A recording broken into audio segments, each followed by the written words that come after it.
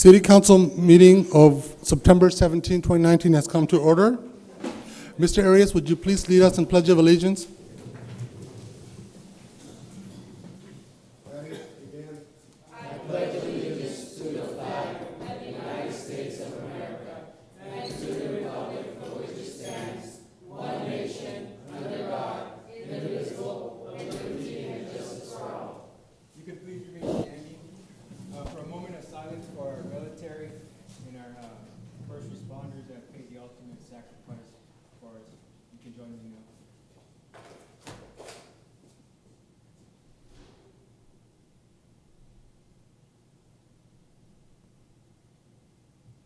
Thank you.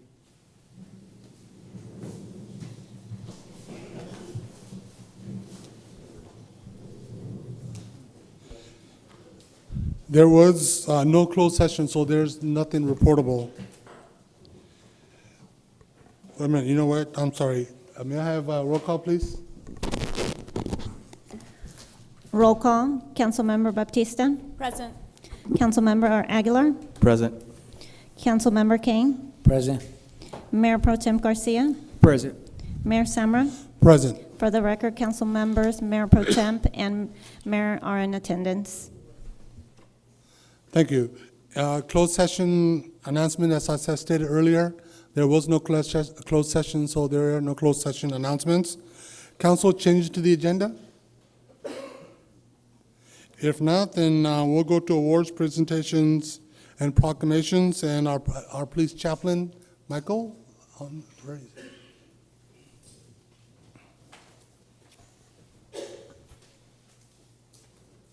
he? Good evening.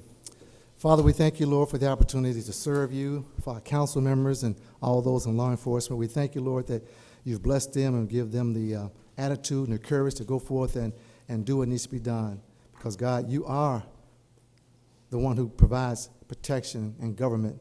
So we thank you for that. I ask you to bless every council member, give them wisdom. And always thank you for all the respondents, which have been said as we celebrated, not celebrate, but we honored 9/11 last week. We thank you for all those who passed away, those who were heroes, those who died in the crash, survivors, and all. And we just give you thanks for what you're going to do today. We ask you to be in this meeting and use wisdom and guidance for all our council members. In Jesus' name, amen. Amen. This presentation by Police Department Chief. Yes, I'm going to stand up here in front. So Wherever you and wish. I apologize if I have You my got back the to gun, you, we but don't, so you can we're going to stand address wherever you the audience here. Tonight, it's a great honor to recognize one of our own for heroic efforts that occurred on July 24th, and I'd like to call up Officer Thomas T.J. Griffin. Normally, we do our awards at our annual, we're going to stand right here in the center. We normally do our awards in March of every year where we have a department meeting, we take a department photo, we acknowledge those efforts by our personnel. We've got a lot of great officers and dispatchers here. I'd like to acknowledge our officers in the back. We've got Corporal Kang, and you guys are welcome to clap if you like. So, and we've got Corporal Kirk, and we've got Officers Johnson and Dami. Hey guys, thanks for being here to recognize one of our own. And I'd also like to acknowledge TJ's family. He's got his mother and father, Pat and Jan Arias, and clap. And Officer Griffin's fiance, it'll be Anna Vurik. Thank you. So those of you know the police department here, I've been here for going on 8 years now. We've got a great force of a lot of good folks working to help keep our community safe. And I'm going to read our mission statement. Our mission is to provide a professional law enforcement services intended to impact the quality of life through commitment, education, and community partnerships. And that says a lot about our officers. They're very committed to our community. I'm sure you've read and seen across the nation, we've got an epidemic of opioid overdoses. And overdoses and opioids has become more and more prevalent. It started in the South and worked its way north, and now it's kind of hitting the West Coast. And we're actually seeing a lot of overdoses and use of opioids being abused by our youth and our community. And so I looked up the National Institute on Drug Abuse. Every day, more than 130 people in the United States die after overdosing with opioids. The misuse of and addiction to opioids, including prescription pain medication, heroin, and synthetic opioids such as fentanyl, is a serious national crisis that affects public health as well as social and economic welfare. The Center for Disease Control and Prevention estimates that the total economic burden of prescription opioid misuse alone in the United States is about $78 billion a year, including the cost of health care, loss of productivity, addiction treatment, and criminal justice involvement. And before I continue, I'd like to give a shout out. There's a Ron Duran who works for the Merced County Health Department, is the one who takes care of us little departments, and he actually had a grant to provide Narcan, which is kind of like the brand name for naloxone, to our department. Naloxone is a synthetic drug that basically undoes the effects of opioids. Opioids can cause your heart to slow down, to stop, and it's used in the medical field. It's used successfully when people have to go through surgeries, people have pain, but it's also abused. And when it is abused, our officers have been issued Narcan, so when they go to a call and they see that this occurs, they're able to use it and administer it. So get into the event that we're here tonight. On July 24th, 2019, about 5 p.m., about the 1300 block of Prusso, our officers were dispatched to a call of a code blue. And a code blue is when somebody's not breathing, no pulse. Basically, it looks like they're perishing. And so Officer Griffin and another officer responded code 3. And if you guys watch police shows, code 3 means with red lights, a siren. So you're going to get there as fast as you can, along with our fire personnel and our paramedics who do what we can to save that person's life. So Officer Griffin gets there right away, and he realizes, okay, this is code blue. I need to grab my CPR mask before I go in there in case I need it. So he runs in there, he realizes there's a 19-year-old male who's overdosed, and his eyes are pinpoint, meaning you could tell that he's overdosing. And he asked some questions to the people that were there, and he realized that this young man had overdosed on fentanyl and Xanax. And he realized right away what the effects were going on, and he brought his Narcan with him in his patrol bag, and he asked somebody to get it. And I think I brought it. I'm going to show you what it looks like. These are what's issued to all our officers. That's a single dose of Narcan, and our officers are issued 2 doses. So he got his Narcan, and he administered it to the young man who was basically perishing, and it quickly did what it's supposed to do. He came out of it, he started breathing, started having a pulse again. A fire department assisted as well. And then the paramedics got there and additional doses of Narcan. And so his quick actions saved this young man's life. And I'm going to read what one of our sergeants wrote about what Officer Griffin did. He wrote a nice memo, and I'm just going to read a couple sentences. This is from Officer John Ramirez. I reviewed the body cam footage, and Officer Griffin did an amazing job with this overdose. He was able to gather information that an opiate may have been used while making a quick decision to start CPR. Later, Sergeant Ramirez spoke with the paramedics and was told that the paramedic was truly impressed by the quick actions by Officer Griffin. So TJ, for that, we thank you. We're proud of you for saving the life of somebody in our community, and we want to give you the Life Saving Award. And I'm going to have our chaplain bring that out. And by all means, if anyone wants to come up close and take pictures, please do.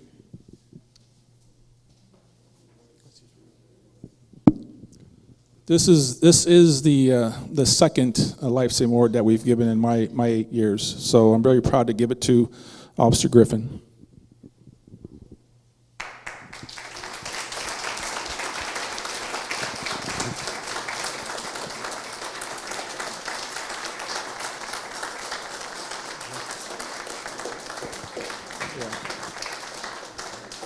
Along with the medal, life-saving medal, he's going to get a service pin that he gets to put on his jacket.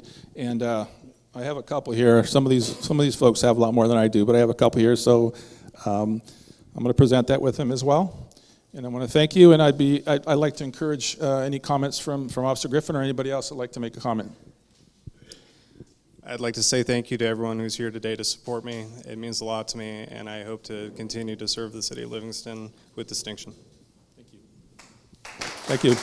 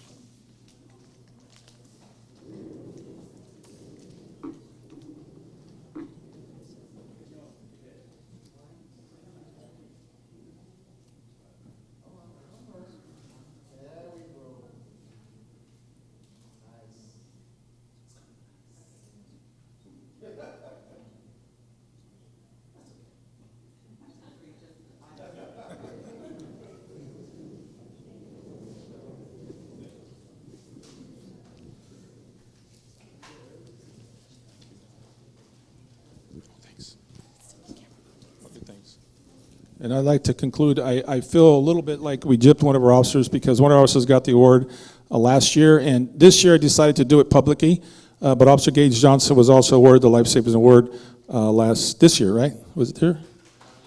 Yeah, so.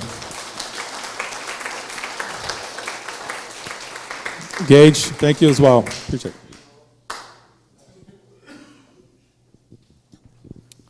Okay, congratulations to all of our police department, especially you.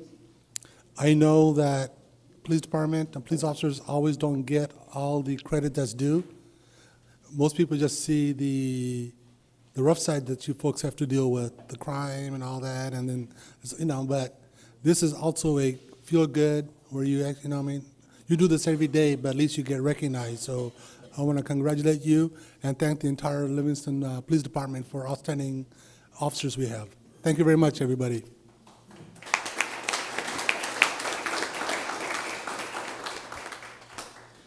Okay, we'll move on to item number 3. This is a presentation by Patricia Ramos Anderson, Partnership Specialist. This is regarding our 2020 census. I won't steal any thunder, but just to emphasize how important it is that we count everybody. Yeah, we have $2,000. Yeah. While she's getting ready, every person we miss is $2,000 a year that we won't get. Over 10 years, that's $20,000 for every person we happen to miss. So if we want $20,000, we got to count every person. So go ahead, please. Thank you, Livingston, for inviting me and I could give this presentation. My name is Patricia Ramos Anderson. This is my 4th census. I've done 3 in the Bay Area. My field of expertise is field work and working with multilingual and hard-to-reach and count communities. It gives me great pleasure to give you information. You're very correct, Mayor. It's $2,000 per year. It's $20,000 per child, baby, individual, senior, even our mobile homeless community. They are all counted. If you have 1,000 residents, you're talking about $2 million, just 1,000. So it's a lot of federal funding that you will lose out in the community. As the presentation will continue right now. Let me see if I got this right. Oops. Okay. It's basically the census is done because of the Constitution section, Article 1, Section 2. It is done every 10 years. We need to make sure that we count everyone once, only once, and it's part of the form of our government with that we have now.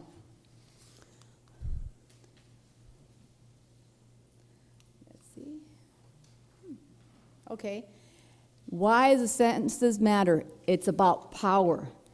Everyone's presence here is powerful. 1, because if you are counted, there's reapportionment in congressional seats. What that means is that they change the lines. We can add additional representation in Central Valley at the congressional level. where major decisions are made with our $665 billion that's distributed annually. But we need to be counted. We are a powerhouse here in Livingston and all communities. By being counted, making change, having more seats at the congressional level, that makes change, and also we receive more funding and how we're going to spend it. And these are the methods, how they could be spent. You're talking about your schools, health clinics, hospitals, public safety, future planning and urban development, research, your business communities. They use transportation, your infrastructure improvements. They use that data to decide what is going to be spent, where it's going to be allocated, and then also how you can leverage other types of funding through the federal money and grants. That is key. The city cannot afford to build the roads, but by them having the numbers, the data, they can leverage federal funding and state funding and special measures. That's what makes our streets get fixed. But we need to be counted. This is the one pager I tell everyone is the answer. This gives you everything. Basically, everyone will be counted once and only once. March 12th is when the count begins. And there's going to be various methods of how you can be counted. Some of the methods are going to be internet. You can use internet now. You can use your iPhone. iPhone, and also you could request for a paper form and in person. They'll have gazebos in certain areas and libraries where you can come in. So now we made it very easy for our senior population, disabled population, our special needs population, our hard to reach and count population. By just calling, you're able to, they'll ask you the questions, you do the responses, they do all the other work, and you get counted. So there's really no more excuse that, oh, I don't know how to write it, or I don't know, I'm not quite sure what it means. You actually have someone there to assist you in giving you the questions, because we are spending millions compared to 10,010 census count. We're spending more than 10 times more for this year's, the next year's census count. And again, this is the questionnaire. There'll be 10. Everyone will be counted. It's basically names, ages, how many are living there for the data, and so forth. These are the various languages that we're using. Everyone will be receiving in the mail in English and Spanish the ballots, as well as having the phone calls that you can call in, and then we also support other languages as well at the centers, and also the enumerators will have tablets that have language accessibility. Again, your answers are all protected by the Title 13 of the code. If any data is given up by any employee or anyone, that's 5 years in prison, and I sure don't have $250,000 or $250,000 hanging around my pockets, and there's no way I would be there. Again, March 12th, remember that little picture of the little house? That's the back page. March 12th, you get an invitation, it's a little postcard. Then you get a follow-up. Then you have another follow-up. Eventually, if you don't respond by phone, by internet, or by ordering a form or in person, someone will come around with a little ID card, a little card that says census, and they'll have a tablet to ask you the questions. It's so important. It's for your community. They need it. Your clinics need it. Your schools need it. Your police department needs it. Be counted. And that's just the time frame from June, where we're at right now. August, beginning the count. The field, they're counting the house, the housing stock, and that's the rest of the timeline. And then the report gets given to the president on the 31st of January of next year. These are the next steps. We're preparing. I, as a partnership specialist, is about working with communities, working with schools, cities, and how to get the word out, working with CBOs, health clinics. Everyone's going to be very unique because even some of the health clinics are going to have a phone and a computer available at their clinics. Once the customers come in, they're waiting, they could get counted. That's how important it is, because a lot of our clinics are federally funded. We're being very creative, thinking outside the box. And help us also recruit for the jobs. We have jobs for the community. We want to make sure that we hire locally. You know the layout, you know your community, the neighborhoods, and the folks recognize your faces. They have that trust. Again, here it is. You have to be 18 years old, U.S. citizen. The jobs are that for the Bay Area. I have the ones for here for Merced County. They start off at $16.50 up to $18, but that just gives you an idea. You can be working full-time and still be working part-time. Your 18-year-old young adults can be working that are at home, too. You could also get a full-time job and its benefits. But keep in mind, by working for the census, you're a federal employee. If you continue, you're able to then get into a permanent position, which you then now have a career in the federal government, in another department. So look at it as long-term, not just short-term. And this is the census, folks. We are the ones that are going to shape it to that we work together to bring in the resources that our communities are entitled, as well as making sure that we count everyone in the community and we use our local residents doing that count, because they will be much more accurate. And furthermore, the resources and programs and services that we'll be able to fund. Our community, our services depend on everyone's participation, and that is why I'm here. We look forward to be working with all of you, and thank you very much. Okay, thank you. Just, Any questions? Ms. Anderson, just Yes. a couple of clarifications. Yes. First of all, there was all that conversation that they want to ask if you're a U.S. citizen or not. That is now eliminated, correct? It's off the table, but more importantly, the U.S. Census Department wants to make sure that we have a precise, accurate count. That is our number one focus, and we're letting folks know, as long as you are here, you should be counted. Yeah. I just wanted to make sure that everybody Yeah. understands that it's clarified, Yeah, that your status is not what matters. No. Is if you're a living, breathing human being, that's right. 1 hour old, or God lucky to be enough to 130 years old, doesn't matter, or anywhere in between, you're counted. It does not matter. It's your existence of just being here. Nothing else does. And if you're 1 minute old, you are counted. Everybody. And also the jobs, please apply. I'll be sending a link so they could be put on the website. We have some flyers here. I'm also leaving, but they are paying very well. But again, we need to come together. There is no reason to sit back, because now we could actually use an iPhone, your landline, to call in, answer the questions, and you're done. Much easier. Okay. Any Uh, more questions? Council, any questions for Ms. Anderson? Mr. Ramirez? Yes, I just wanted to communicate to the public and to council that we'll be working really closely with Mrs. Anderson.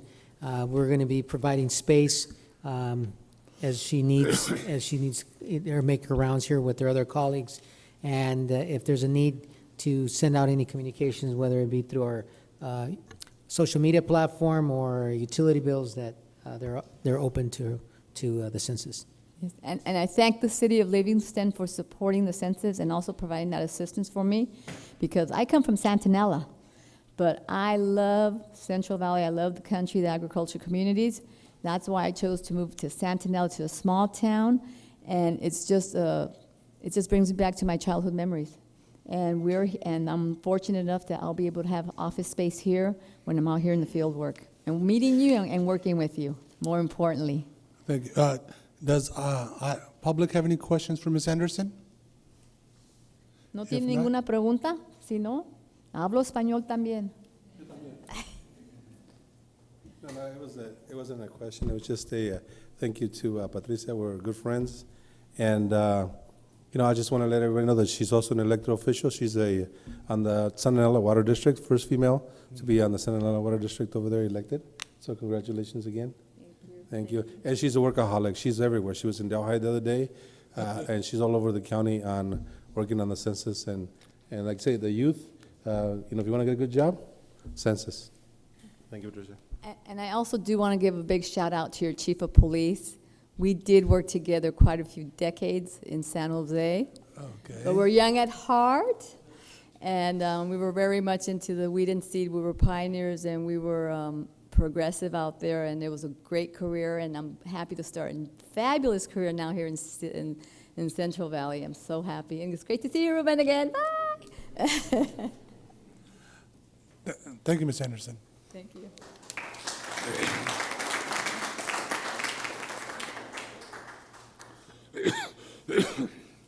Okay, going on to announcements and reports. Our supervisors already knows this. I'll just stay up here. Yeah. Good evening, council, public. Buenas noches, buenas tardes, buenas noches a todos los que nos miran en la casa y aquí también en vivo. Well, I just want to say that today the county approved the budget, $674 million, and we're moving projects forward, trying to get a lot of the streets that citizens are concerned about around the county, and of course I'm trying to get some streets fixed here in and around Livingston, especially Olive Road on the north part of town, down on the south side as well, but also in my district we're going to be doing Buchanan Hollow Road in south of Planada, and McNamara Road in El Nido. And so I just want to make sure that I'm addressing all the concerns. But if you have potholes right now, let me know, and we'll make sure we fill them up. There's not enough funds to fix all the roads in the county. We're doing our best, but there's only so much SB1 and Measure V funds, so stay tuned. So a few days ago, I attended the September 13 and 14, the NALEO, National Policy Institute on Emergency Response and Management. It was a great, today, it wasn't a vacation, it was more education. It was very intensive. NALEO is the National Association of Latino Elected Officials, and it was a scholarship that was awarded. They pay for everything. The county and Livingston, of course, didn't have to pay for it either. I'm looking for my comments here. There we go. And I'm going to say what I said in my comments this morning at our board meeting. So the disaster management response and management, emergency response and management. Some of the questions were, who is in charge of what? Understanding local, state, and federal rules during emergencies. Those are some of the sessions that I attended. Identifying hazards and multi-jurisdictional mitigation plan. We want to make sure that the city, all the first responders are working together cohesively with the school districts, which I know that there's, sometimes I heard about a post on Facebook that we had here in the city, and I know that our police department worked hard to address that, that concern, and it was taken care of. Communications and mass evacuation during a disaster. Housing and education for displaced residents. Municipal and county tract. Emergency planning for the elderly and other vulnerable populations. We got to make sure that we address all the vulnerable after a disaster, before and after, make sure that they're taken care of, as well as pets. Everybody takes off, and the pets, and then, of course, we got issues there. Creating safer school campuses like Livingston High School. I know my daughter's going to Livingston High School, and the kids are not happy that they were, seeing all that fence going around, and when we all been there, and well, I know that there wasn't that many issues back then, but I know with all the shootings around the county, we want to make sure we addressed all those the safety. Best practices for pre and post emergency management, supporting recovery and strengthening resilience for schools and students. Best practices and lessons learned from El Paso, Texas. So we had a state legislator in one of the sessions, and so he was very emotional with the disaster in El Paso, and he said he had dealing with people and all the government and the responses and the victims, and he said he has a brother that is a police officer there in El Paso, and the brother, of course, assisted right away going to the Walmart where all the shootings were happening, right? So he learned firsthand of all the issues. And also, he has a sister that was a nurse and attended to the victims of the shooting. So it was very, like I said, he almost cried right there in front of us. So he told us a little bit more, but I don't want to go into that. Supporting recovery and strengthening his resilience. I think I already said that one. And also, we also addressed the homeless and, of course, the census 2020.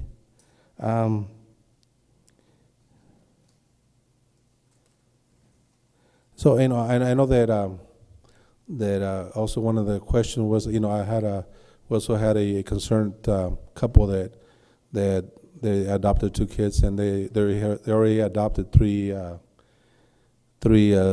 kids, but they're all brothers. So 2 of them were taken back by the father. The court actually gave them back to the father. So he went and to Mexico, and he dropped them off over there and came back. But the kids are U.S. citizens.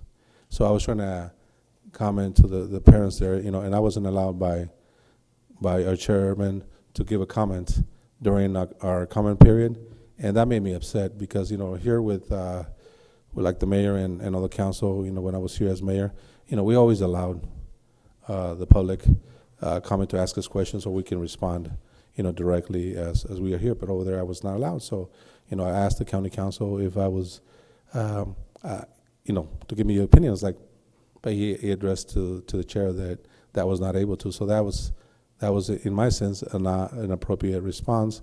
So, but of course, and I stated later at the end of my comments that I would be seeking the advice of the state attorney general, because in my mind it wasn't fair that and it wasn't any disrespect to the chair. It was just a response because this couple that adopted the kids, eventually the judge gave them back to the dad.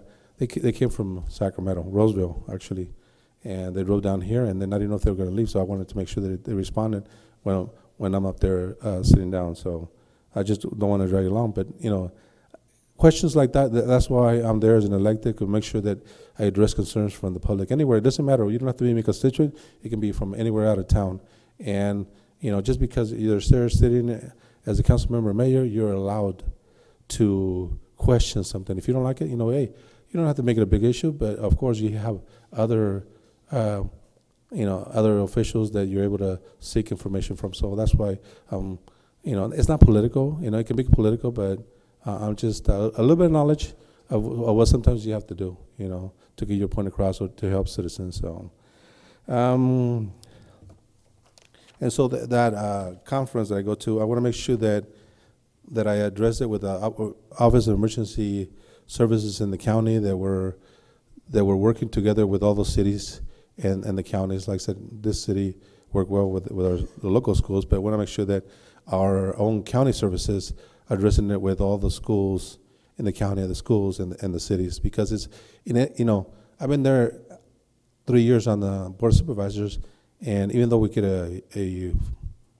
binder from our chief or CAL FIRE, there has been no communication about if I don't know if the numbers are there, who to call, which I have them anyway, but I want to make sure that we're addressing. Are you working together with we're being trained as council or board of supervisors that here are the numbers, who to call, because in case you get a call from the constituents, if somebody gets, this is in case of there's floods, there's fires, there's shootings, or any other disaster in our community.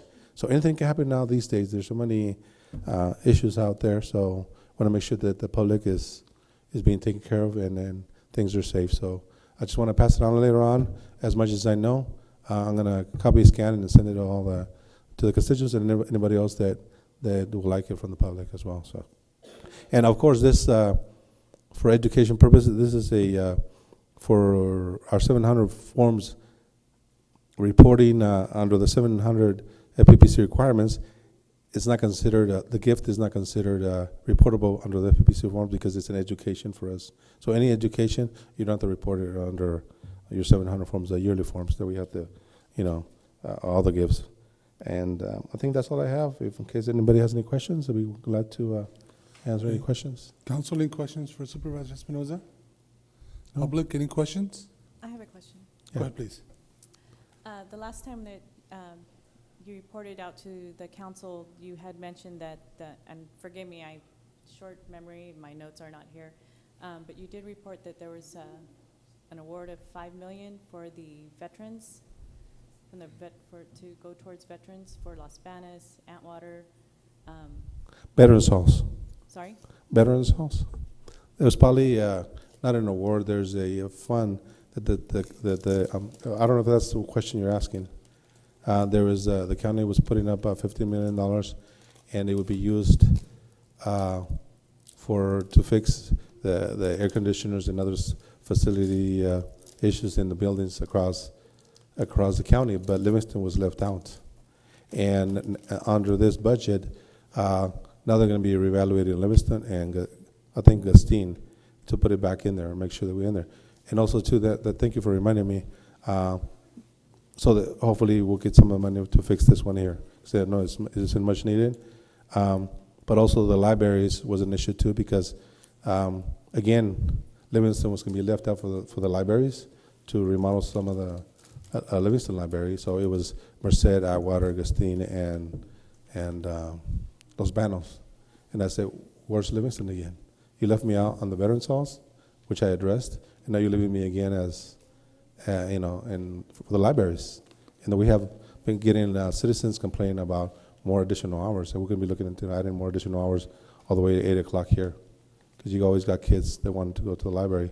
And so I said, I'm not going to support this unless Livingston is added on there. So we're going to be analyzing. So it was added, and it was seconded by Supervisor McDaniel, and it was 5-0 in the end. So Livingston was added on as well. So like I said, I'm addressing all the needs that our Veterans Hall has, and also as well as the library. So okay. Appreciate that. Anything that comes up. So thank you very much. Thank you, question? Supervisor. Thank you. Thank you. Staff announcements reports. We'll start out with fire. Thumbs up. Chief?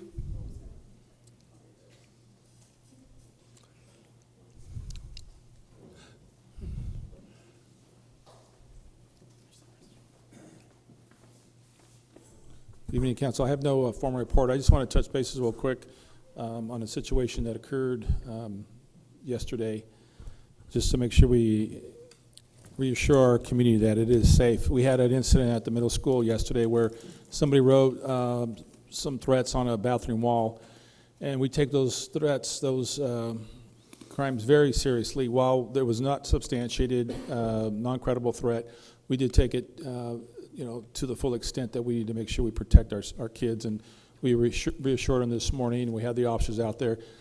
We did an announcement, and we actually had a lot of students come and tell us who they thought might have been involved, and we interviewed a lot of students. I want to thank Sergeant Fong and Detective Barkas and Corporal Kang and Officer Godfrey were out there and did a lot of interviews, and we still have interviews to go. But at this time, believe it's a frivolous act. Some young gentleman who probably had too much time in his hands and was goofing around. And I did, just to ensure we had. I did make contact with the local FBI office to ensure that they're aware of what's going on. They offered anything we need, and so just want to reassure the public. And then lastly, I want to thank Patricia Ramos Anderson. We do a lot of great work in San Jose together, a lot of weed and seed, and reestablishing neighborhoods, blighted areas, and things like that. And I will tell you this little funny story. For the longest time, I thought I had a 65 Pontiac Catalina that I left running in the parking lot. And for a long time, I thought it was her that moved it. They were teaching me a lesson, don't leave my car running. And I found out probably 20 years later it wasn't her. So this whole time, I was holding against her. But you know what, Patricia, I apologize. I made false assumptions there. But she's a hard worker, and we're very fortunate to have in our community. So anyways, with that, I'll be happy to answer any questions. Chief, do you want to give us an update on your inevitable game with the fire department you keep putting off? Yeah, it's going to be October 12th, and I'm still working on a time. It's going to be a night game at the Little Guys Park. So it should be a lot of fun. Council, any questions for Chief? I just wanted to make a comment. Give a shout out, and forgive me again. I'm embarrassed that I can't get names right, but I do volunteer for the Livingston Youth Football. We had 2 weekends in a row where we had a situation, and we did call out to Livingston PD, and you had officers come out. I believe Kirkpatrick. Oh, And then the other one, I'm sorry, he That's rides right. the horse. Joe Cruz? Yes. Yeah. They had both come out, and then after some discussion, they had wanted us to let them know when our next home games would be so that they could have somebody on site just in case the situation had repeated. So again, I thank you for your crew that comes out and keeps our young guys, our community, and our event safe. Okay, thank you for those comments, council member. Yeah, I'm real proud of our staff, our officers of dispatch. They do great work, and so we're here for you. All right, thank you. Any other questions? Public? Go ahead, please. What was the question? I'm sorry. Well, anytime somebody makes a frivolous threat like that, it can be considered a terrorist act, especially if they do something to further act upon their threat. I mean, it could be some very serious consequences. You know, we're talking a long time in juvenile hall or jail. But they also deal with it administratively as well. But, you know, we're going to get to the bottom of it. But reassure our kids are going to be safe. So, Thank you, Chief. thank you. Sorry. Yes, Mr. Mayor, I was just going to mention the chief, because just a follow-up to the young man's question. I know that there was some communication out there that this individual has been, I guess, diagnosed or booked under the 5150. So when they find themselves in that category, I mean, I'm assuming that that's taken into consideration in terms of what the ultimate punishment's going to be for that. Yeah, as peace officers, I'm sure Councilmember Garcia will attest, we look at the elements of the crime, and then we look at factors that might contribute to that. And we take that all into consideration, and we have to think in the mindset of a district attorney on what direction we're going to go. We submit it to Dave's office. They're the ones that are the ultimate decision makers on what direction it goes. But yeah, that's all taken into account. All right, thank you. And lastly, for those of you who like crab, I still have tickets for the crab feed, the Rotary Crab Feed, November 9th. Are you going to Brandon Friesen at True Value? Shouldn't that be under citizens' comment? Well, I kind of wanted to throw in there real quick. I'll say it again if you want later on. No, I'm just kidding. And I do know you got some tickets, so if anybody wants to be in the inner circle with our mayor, you know, by all means, let me know. We'll get some tickets for you. So thank you. Huh? Sure. Just give me your payroll authorization form from city. No problem. Many as you want. All right, thank you. Hey, Chief, go ahead and give one to the supervisor. I'm sure he'll buy you one. Thank you. Okay, Mr. Chavar.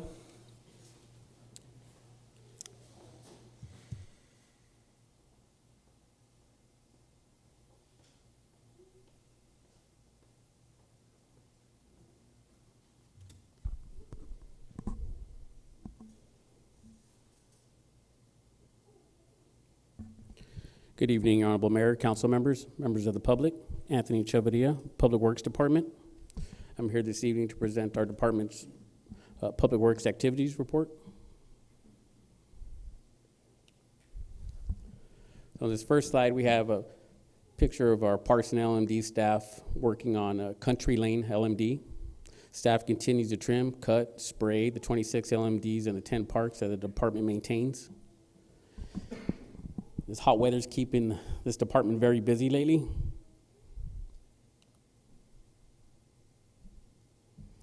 Here's a picture of some poop stations. Our parks at LMD staff recently installed 2 dog poop stations at La Tierra Subdivision Landscape, which is located off Robin.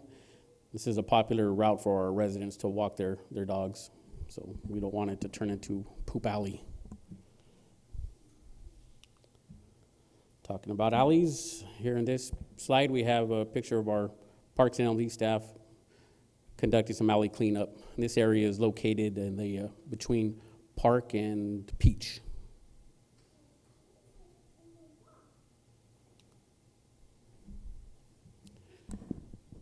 Existing Memorial Park playground equipment. So picture on the left is existing equipment. The middle picture, demoed. And the picture on the right is a huge sandbox now. So staff is working on expanding the play area footprint to accommodate the new structure that we will be installing soon at Memorial Park. Staff will also be removing current structure, as you see in the pictures, to keep the installation costs down. I'll give you a quick picture of what we're gonna be installing. This is playground equipment. Where'd you get that such good equipment? You know, That's state of the art there. That's actually playground equipment from the 1900s. As you can see, I don't know how some of these kids made it back from recess. Look how high they're swinging on these swings. And on the left,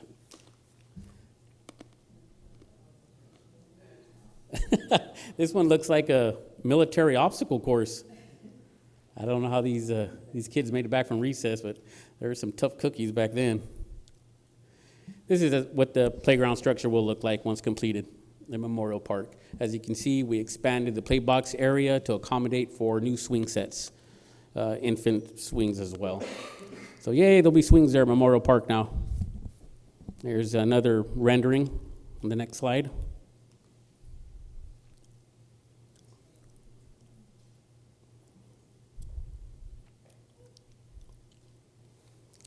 Roundabout progress.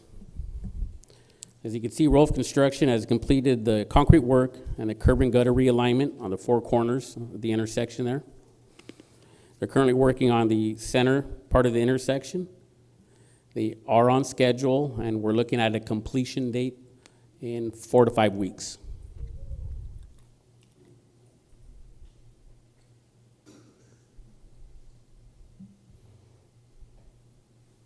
Here's a picture of some of the new equipment that we just purchased.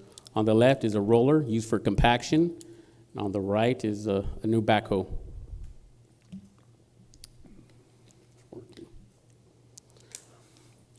Hot mix repair at 8th and Virginia. This is completed.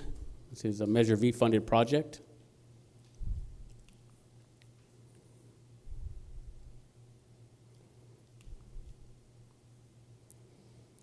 And you'll see our roller in work.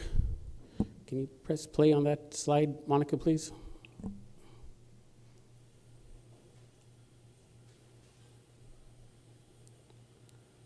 If we're buying equipment, we're using it. Our equipment at Public Works doesn't sit stagnant very long.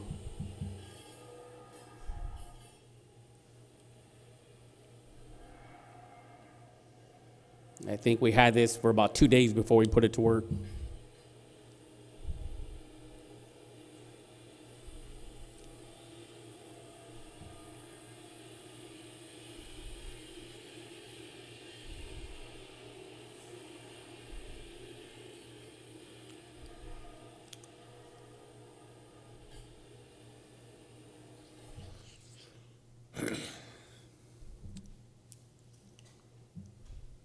It's a picture of Tommy installing an air curtain at City Hall.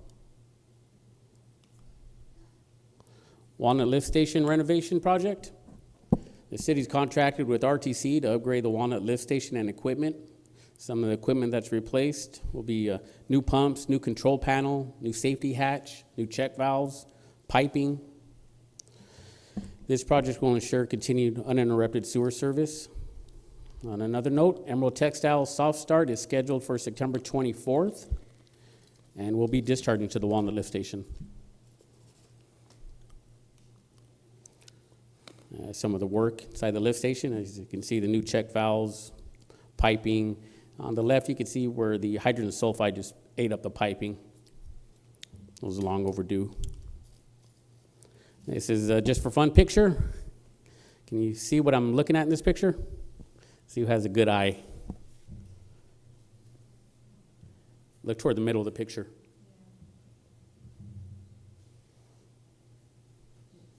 Anybody? What's that, city manager? I see 2 years. Yep. Right here.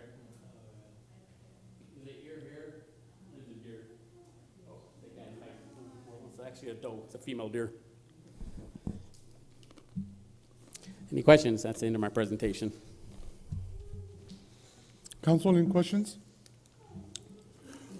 I just want to say thank you for the bragging rights. I had a visitor come in from another city.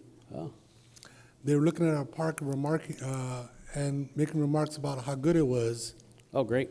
And I told him, I said, you got us on a bad day. You should see when we got it all spiffied up. He couldn't believe it.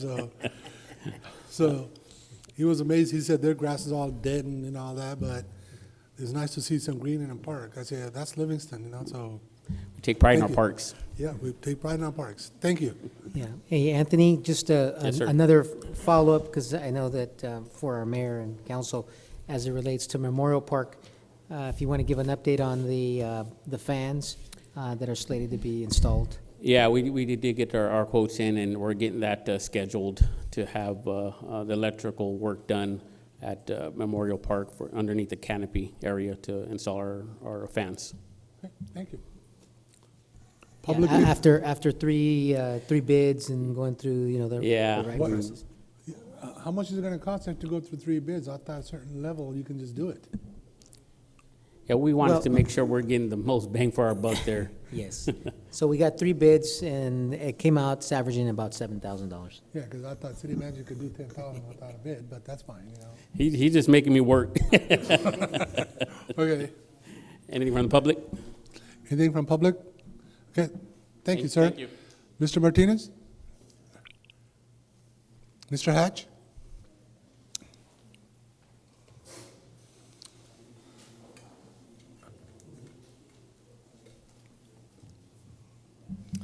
I kind of wanted to update you on what's been happening in growth and development.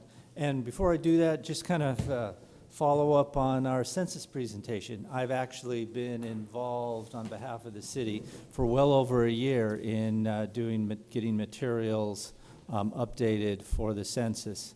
I've been involved in the local update of census address program. And so we have a lot of new growth areas where our new residential subdivisions are. And so I conveyed all that information to the census. I just recently got their response. They accepted the vast majority. They have a couple questions, so I'll be responding to that. Also, we're still developing residential addresses, and so I'll be participating in the new construction program as well. And so there's a lot of effort involved at different levels of government to have a complete census account. And I've been doing this local work since 1980. I'm old enough that this will be my, fourth or fifth census. And so at any rate, and it gets better each year, and I get better as well. One of the other things I wanted to let you know that we're continuing to have growth and development in our residential subdivisions.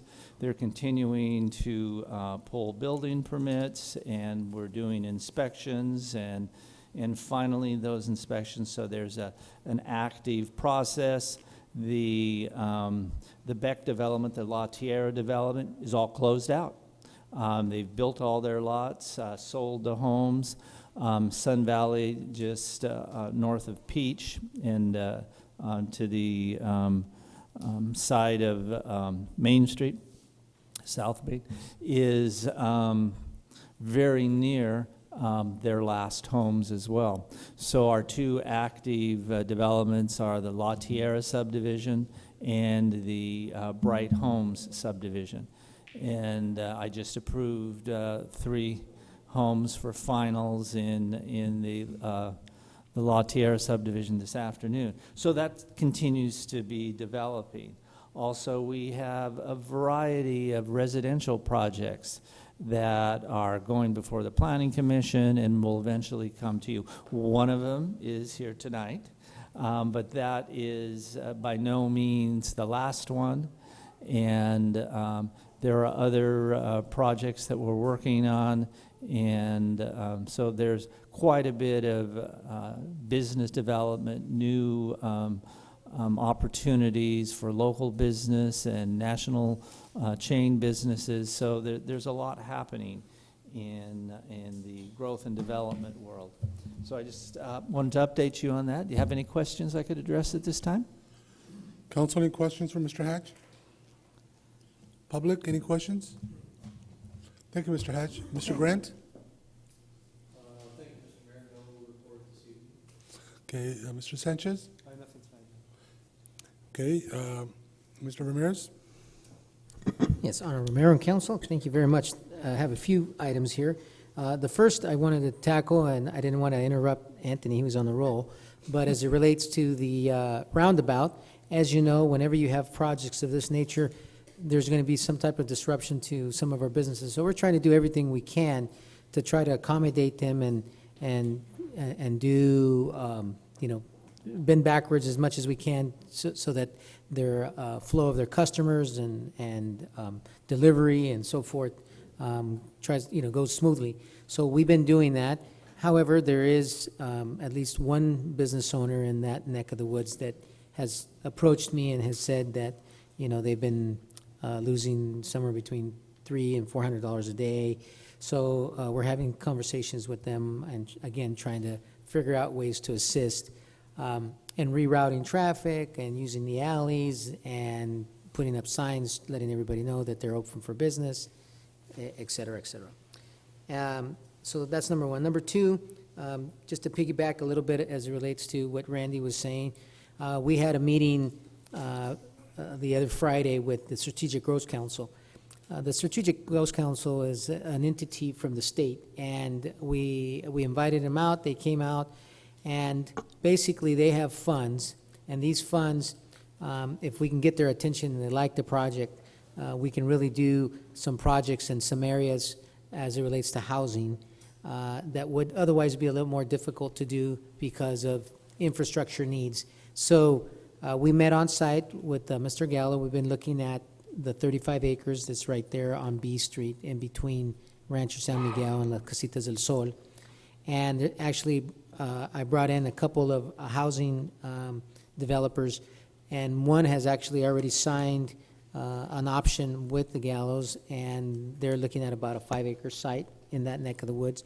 And so what we would really like is to be able to master plan that entire area and bring in some other development, housing development, and some mixed use. So that's something that we're working on. There's quite a bit of, I believe that there should be quite a bit of money available.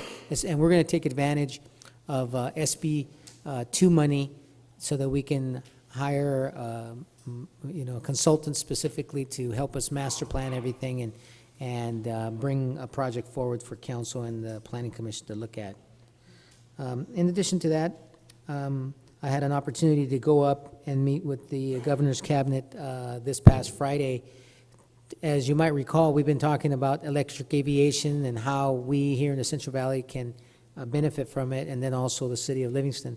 And so it's a win-win for everybody, because those who don't have airports, they can still partake in the training and possibly some spin-offs from if that industry gets going in the Central Valley, which it already has.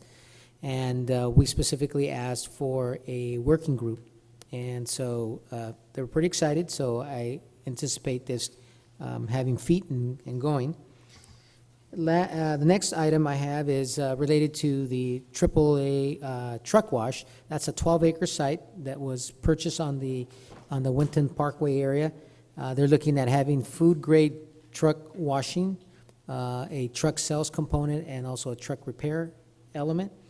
And they submitted their plans, and so we have them, and we're moving forward with that. The other item is as you all know, we applied for this round of Prop 68 grant funding, which we'll know sometime in December whether or not we got the money for our project. But there'll be another round, so we're already starting to think about where and what and how we can use these funding. And we're planning to make a little trip up to Sacramento to meet with some of these program managers. Also, we're working on trying to entice Dos Palos, City of Dos Palos, so that we can do their dispatching and make a little money for our coffers and help a city in need. So we're working on that. Also, what this relates to, the supervisor was talking about the library.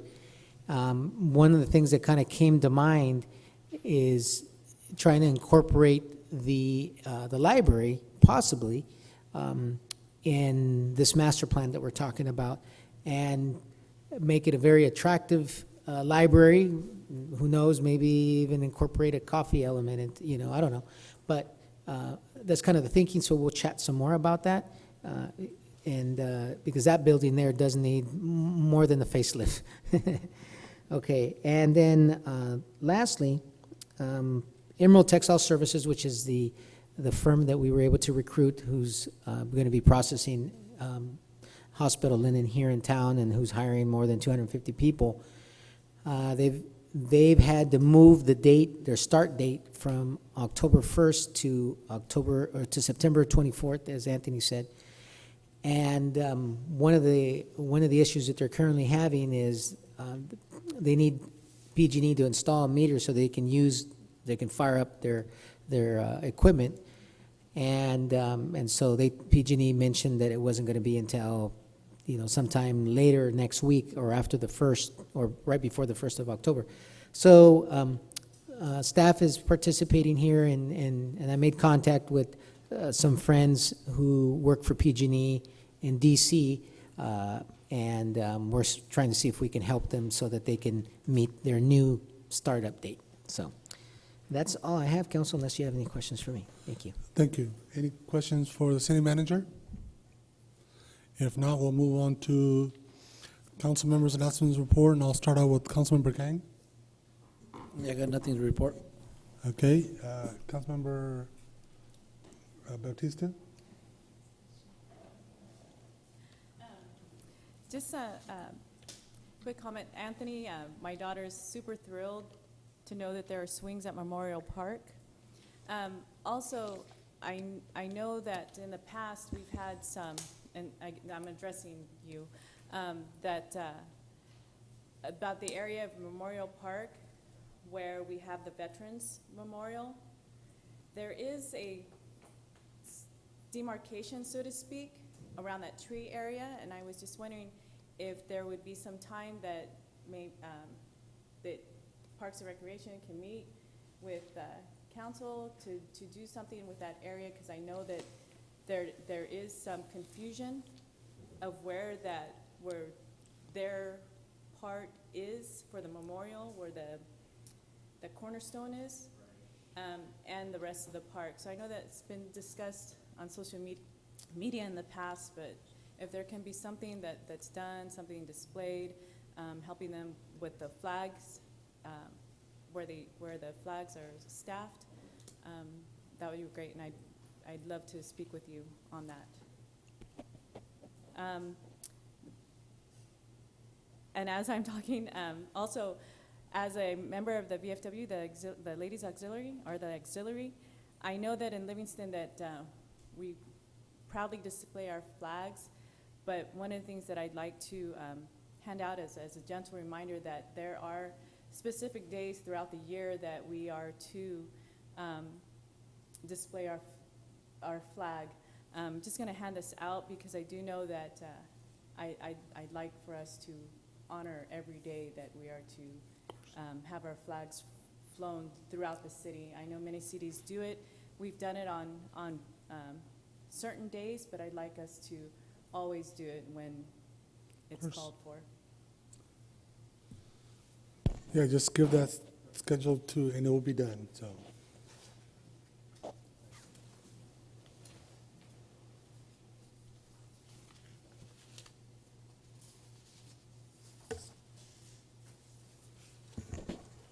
Anything else? Okay. Stegler? Hello, everybody. Just real quick, I'll be attending the MCAG meeting this Thursday in the city of Gustine. I know there's a few items for discussion, including the time change of the meetings to more of an evening, and also the composition of the actual MCAG board. Last week, the last 8 to 10 days, I attended the National Fire Academy and took a course in community risk reduction, which applies, it was specific to fire, but it applies to any risk the community is facing. And the next council meeting, I'll be sharing a PowerPoint regarding what I've learned and how we could benefit as a community regarding community risk reduction. And that's it. Thank you. Mayor Pro Tem? Nothing to report at this time. Thank you. I just, first of all, I want to remind everybody, and I'm sorry, I forgot to call on Jackie. Do you still have something to, huh? Yeah, I'm sorry. Do you wish to report right now under the staff report? You can do that at that time. I'm sorry, normally you sit back there and you kind of got, my apologies. So, then I will leave, not mention anything about our Sweet Potato Festival. I'll leave it up to you, okay? And for me, this was kind of brought up on social media, Facebook. There was some post about games for senior citizens to, because I know we do that walk around our parks for the people. There were some places that they were looking at some games, and we're gonna have to kind of research into it, like mind games, where when they're walking, they stop, and they do some things. It supposedly helps with folks that are having Alzheimer's or dementia or others. It helps to keep them a little sharper. So I think that something like that, we already provide walking pads, so if they can stop for a few minutes and however those games work, I think would be something that we should at least explore, and I think it's worth doing it. Livingston always take care of our kids, and I think it's equally important that we also take care of the folks that raised us too. So I think it's equally important. So we should definitely look into that. So if you could find out what we have and maybe report out next time, or, okay, thank you. And other than that, I don't have anything else, so we'll move on to public hearing, or do you wish to report right now? Jackie? Do you want to report now, or do you have? She can report now. Yeah, just go ahead and report now, that way.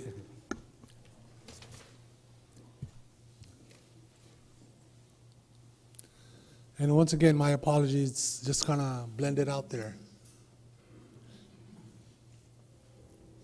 Actually, I noticed it because I was going to mention what you're going to mention, so I said, uh-oh.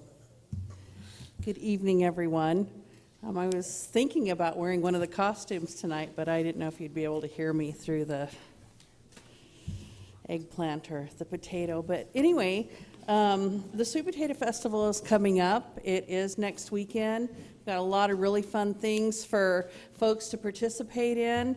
We're still looking for volunteers, so if you need community service hours, come and see us, and we'll put you to work.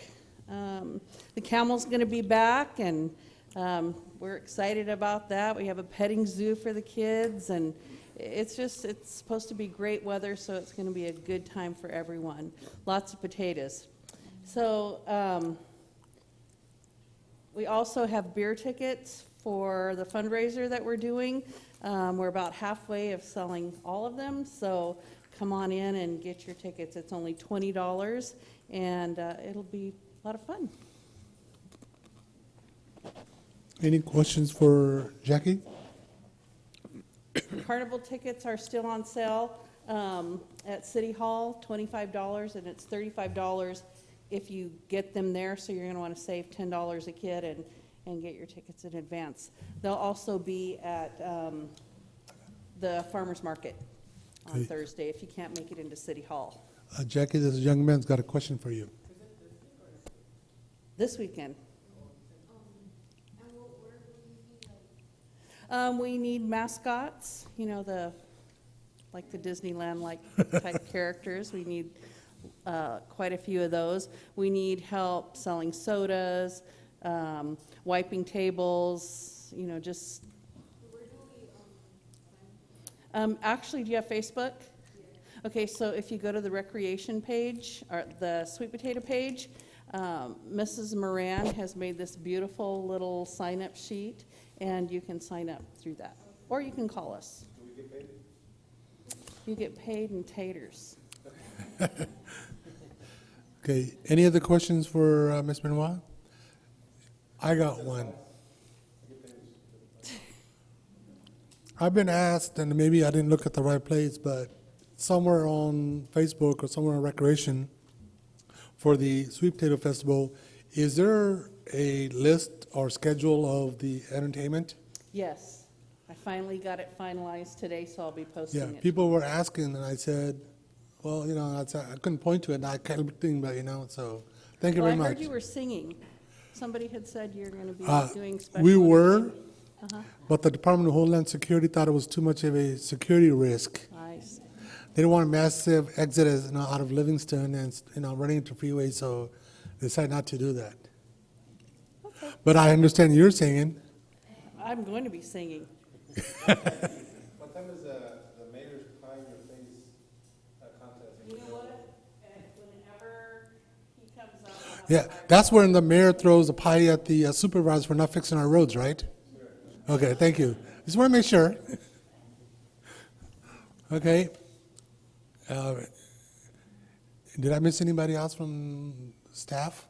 No. Okay.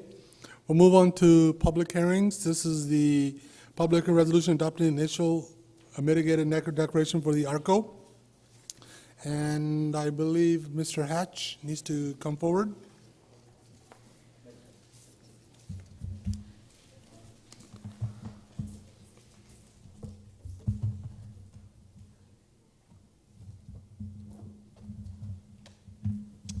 Okay, what we have before you today is the process of reviewing and approving the site plan and design review to develop an ARCO service center adjacent to the Campbell Boulevard, Hammett Avenue, Hammett Freeway interchange area. The applicant is the Rajachandi Group and is proposing to develop a 2.37 acre piece of vacant property into this highway service center, and it has a variety of related uses. The applicant proposes to construct an ARCO fueling station, which would provide a total of 10 pumps for gasoline and diesel fuel for passenger vehicles and light-duty trucks. And that's underneath a almost 6,000 square foot covered canopy, a 6,300 square foot building in the eastern portion of the site would be divided into two uses. One of them, a 3,800 square foot convenience store and cashier's area for the gas sales, and a 2,500 square foot quick service restaurant. Behind the convenience store and quick service restaurant is a 2,641 square foot structure, which would contain an automated car wash on a single conveyor style system. Near the center of the project site is a two-bay gasoline fueling station. No, two-bay diesel fueling station. And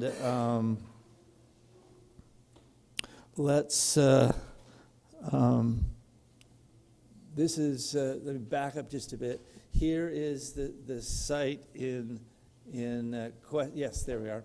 Here's the site in question with the crosshatch. You can see it's surrounded by commercially zoned land. there is, this entire area has a general plan designation of highway service commercial. And it's zoned highway service commercial and has a general plan designation of highway commercial. The zoning requires that a use such as this be approved with a site plan design review. It first goes to the Planning Commission for review and recommendation, and then it comes to you for final action. The zoning code also requires a use permit, and the conditional use permit only goes to the Planning Commission, and at their previous meeting, they did approve that. Now, there are the surrounding use. Let me try to go backwards if I can. That's forward.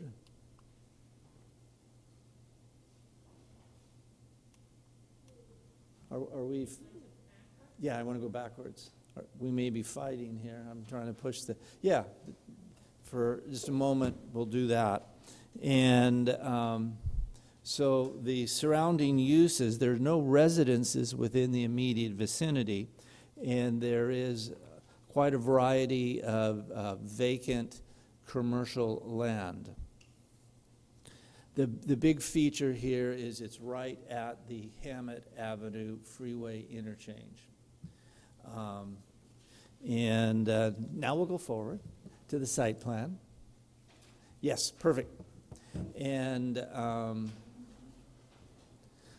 so as I was starting to go out of order and talk about the various uses, this is where the convenience store, the cashier's station is, and so forth. This is the area for automobile and light-duty truck fueling.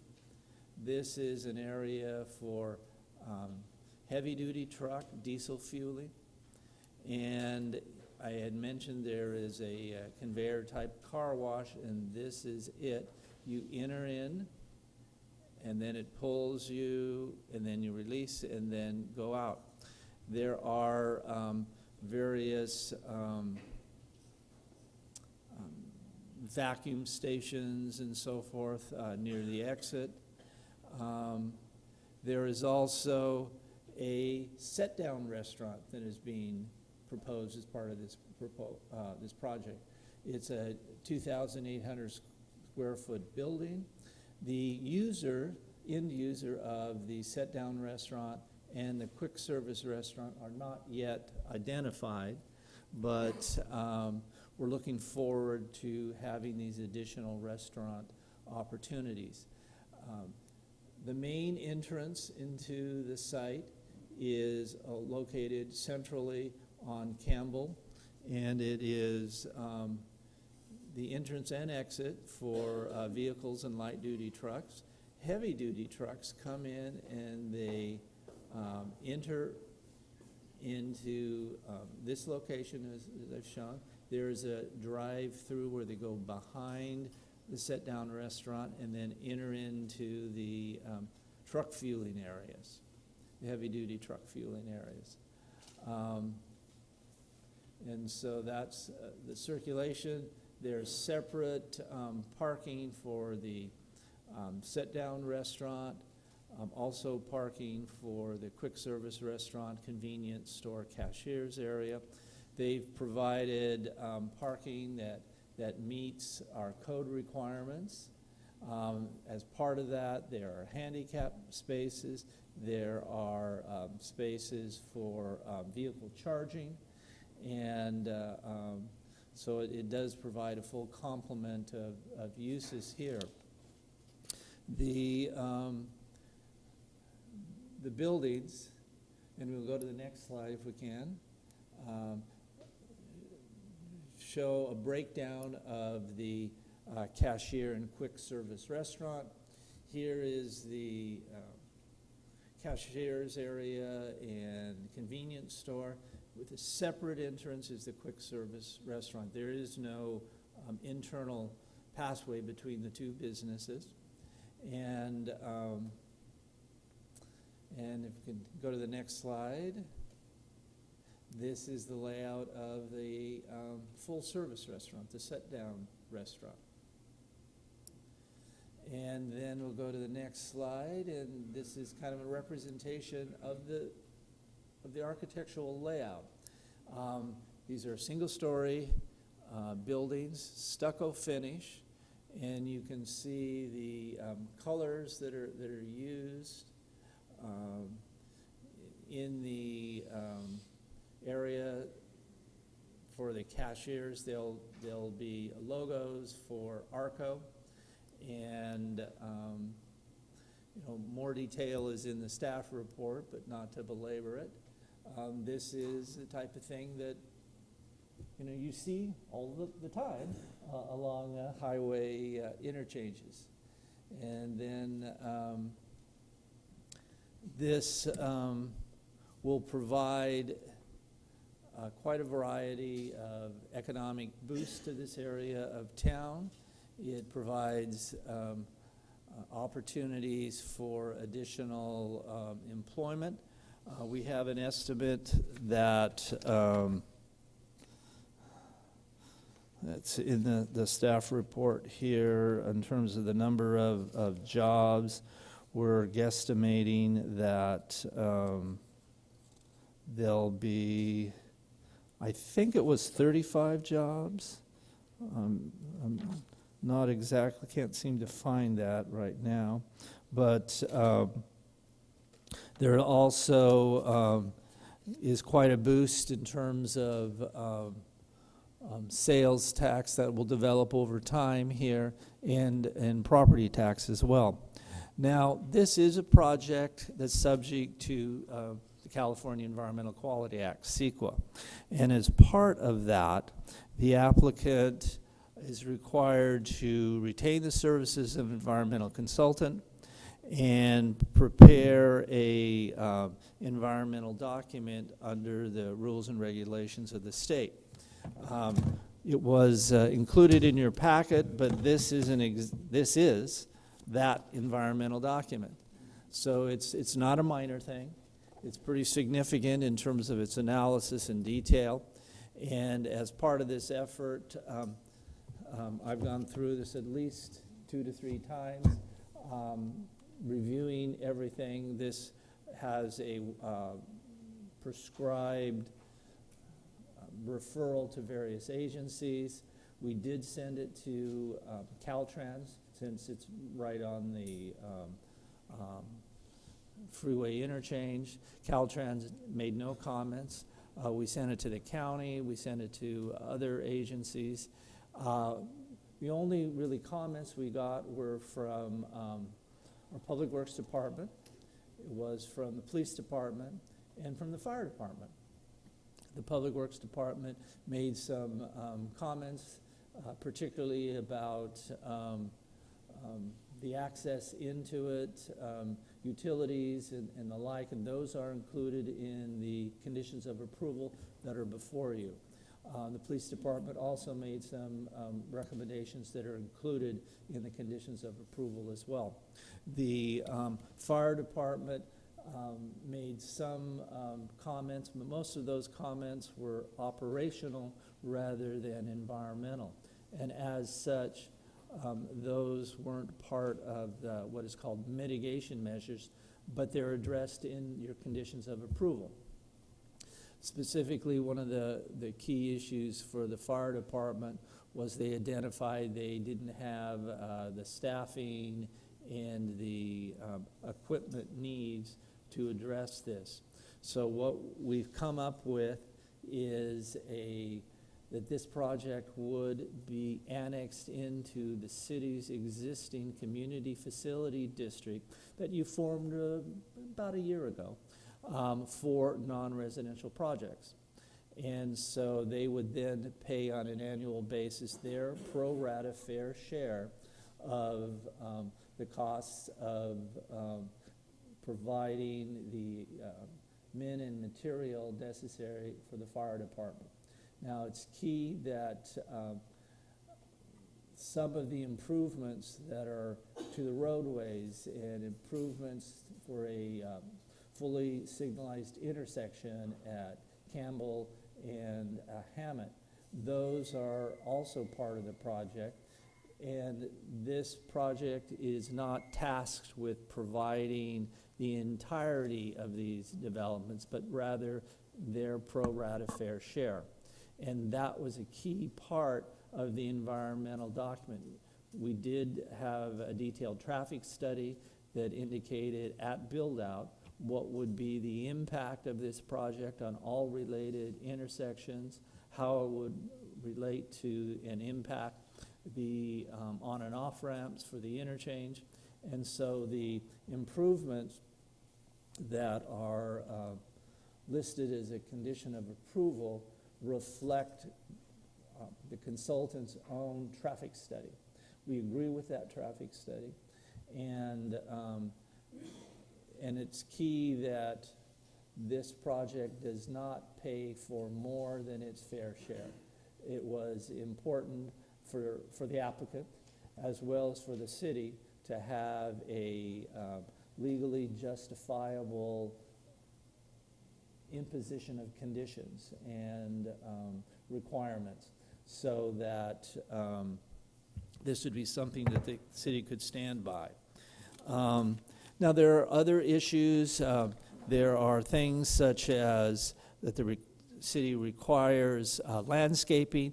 Landscaping is provided around the site, and the type of plant materials that are included in that meet city standards.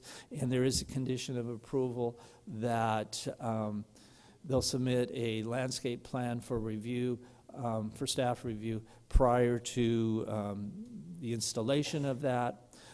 There's also signage that is proposed. I touched on that just a little bit going through this, but the signage all meet the city's codes and standards, and they will be getting a building permit, sign permit for this. And also there is a lighting plan that they have not fully developed, but it's going to be part of subsequent staff review to make sure the necessary lighting for the parking and building areas don't shine on adjacent properties. And so there's a variety of things we've looked at. We have a detailed list of conditions to cover all of these things. All of this went to the Planning Commission at their August 13th meeting. They did recommend approval of the environmental document for this, and then they recommended approval of the site plan design review, and they did approve the use permit for the gasoline service station. So one of the things the Planning Commission did look at is RV and truck parking, big heavy-duty truck parking, to see if we could fit a few spaces in there. And so the condition merely states that the applicant and the city work together to see if we can do that. And so that is something that is included as a recommended condition, so that after they receive approvals from you, that we can sit down and to see what extent we can develop or modify some of the parking areas to accommodate RV and a couple of heavy-duty trucks. The applicants did say they've developed a variety of these type of service centers up and down 99, and they have indicated that they don't really see a lot of truck parking. Trucks come here, they get gas, and then they move on. But the Planning Commission thought, well, maybe there is some limited desire on the part of heavy-duty truck drivers to stop and sit down at the quick service restaurant and eat there rather than grab and go. And there are RVs going up and down that as well would want to do that. So we have provisions to try to work something out for those particular users. That was the only addition that the Planning Commission added at their meeting, and so that is included for your consideration. Now, I've kind of ran through this pretty quickly with a very fast overview. So we have representatives, we have the applicant's representative here. We have the engineering representative here. We have the environmental consultant representative. So the full range of staff and experts are here to answer any questions that you may have. And so I'll turn it over to questions at this time. Thank you, Mr. Hatch, for just, you had mentioned that there's a potential for 30 jobs, but under fiscal analysis, I'm not sure where those numbers came in from, but they're referencing 55 to 57 jobs. It could be when the restaurant's open too, so, but that's what the fiscal analysis said. Council, questions? I know for some of you folks, it's exciting for all of us probably, but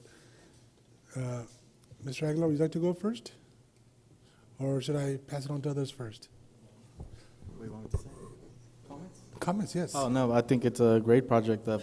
As I stated before, it's a very welcome project, and it's going to hopefully jumpstart the Hammett intersection with other businesses and other potential, financial gains for the city.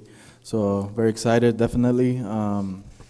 And also the jobs, obviously it's going to hopefully create some jobs there and other eating options for the community, which I know they're excited about. And that's it. Councilwoman Batista?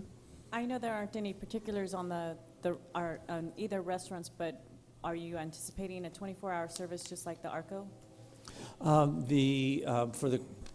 Well, I'll let the applicant's representative with her Just turn. hold on, applicants, just hold on for a second. I am going to let you speak, but I wanted to get some general questions so that way you can address them all at the same time. Yeah, because it really depends on who comes. But the applicant is, that same question was asked at the Planning Commission, so I think she might be ready to address that when it's her turn. Councilman Burkhan? My concern is the truck parking, because once somebody fills up, they're gonna grab a bite to eat. So you guys have a time limit, they go park the truck on the fuel pump, since there's no other parking? Because we have the same problem on Hammett. As soon as they park on the road by Taco Bell, they get cited. Yeah, So we are gonna run into that problem, or there's gonna be people parked right there for an hour and go grab something to eat. that's a direct question, so if you'd like to go ahead and answer that if you like. Thank you, Randy.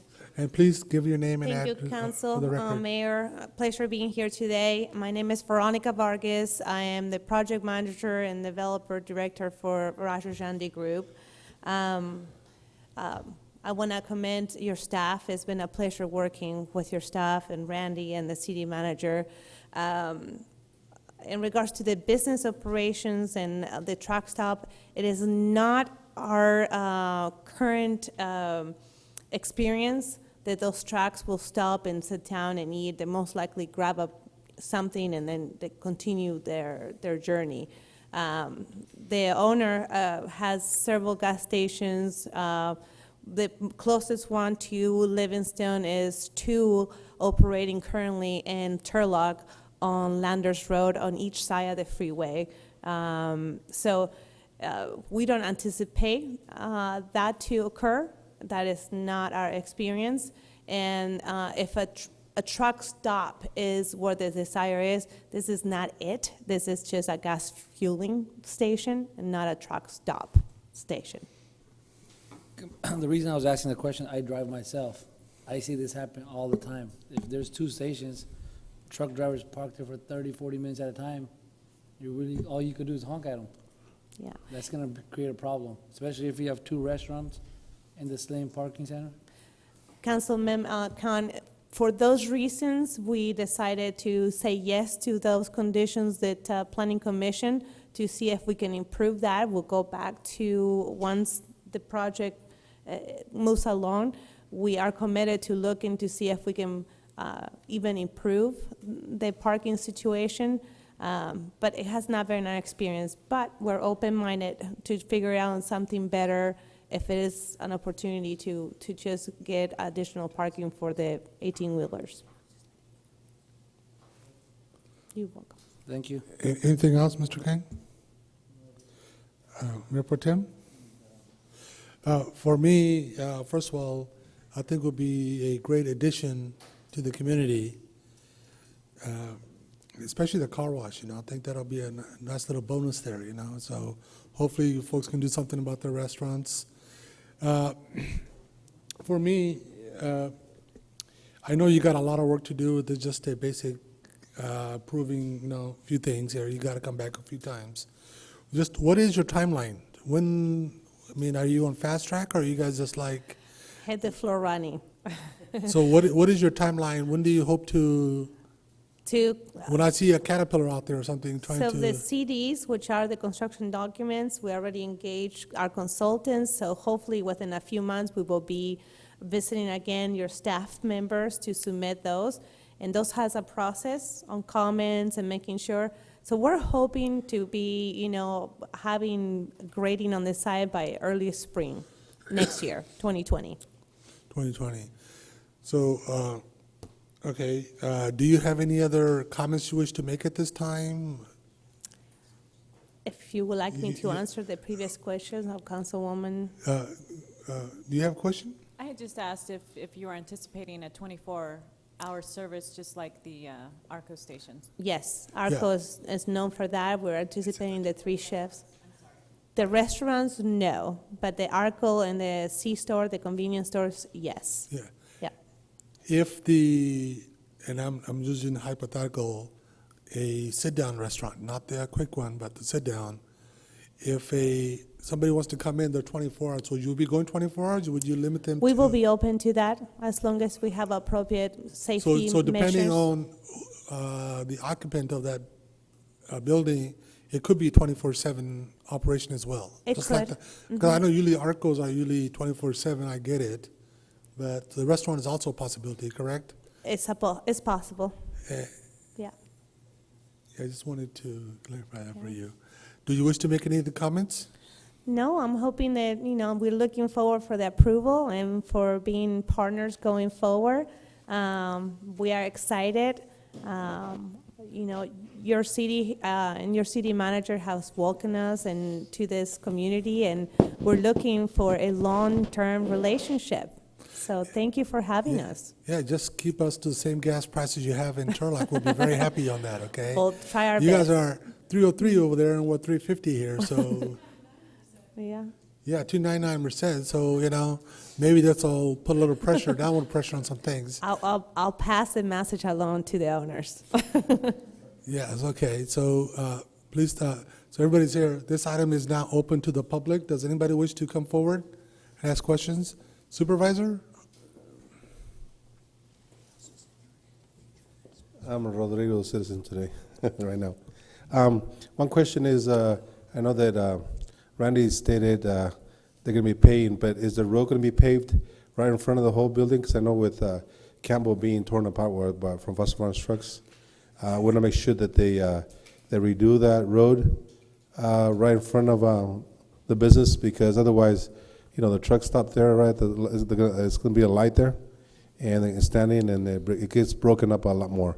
So I want to make sure, and also too, is there going to be a turning lane into the business? Because I know it's wide enough, so maybe if the turning lane is going to be in the middle, so you can turn. So Mr. Hatch?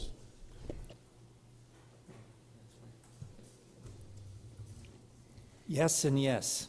That there will be improvements, widening there, additional paving, and yes, there'll be a turning lane into it.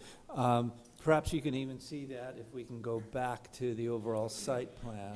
And what I'll do, well, he's going back, I'll also share, and you were part of it, Supervisor, and that was getting some funding for a regional project so that we can do the full intersection improvements so that we don't run into some of the issues that we had on Winton.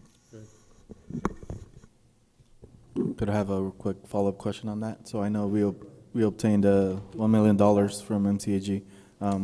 When do we anticipate beginning improvements to that intersection? Yeah, did you hear that, Supervisor? That's that $1 million Yeah. through MCAG. It's No. gonna be put on Campbell and Hammett, as you know already, so. Yeah. Yeah, so once, so we're actually working currently with the applicant to start moving along with the actual with the actual drawings.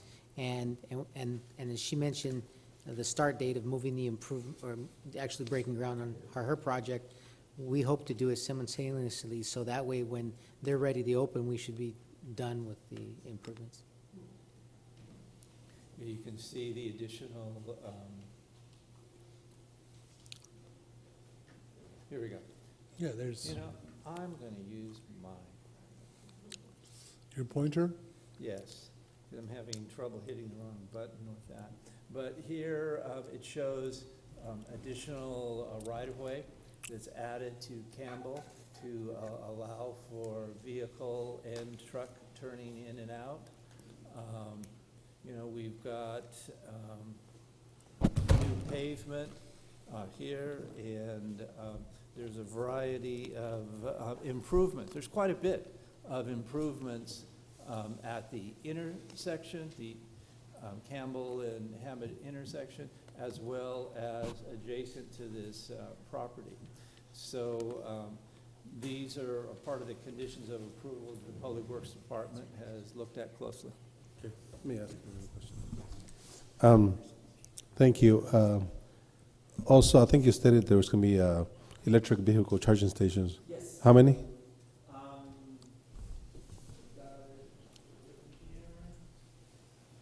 Because I think we're the only city without any chargers stations. So, you know, what I was going to propose in the future is to make sure that we get that into like an ordinance from the city, so every new development can have electric vehicles charging stations. Yeah, this one there, I believe that, did I miss it? But I believe there is one electrical vehicle charging station, two. I'm Okay. sorry.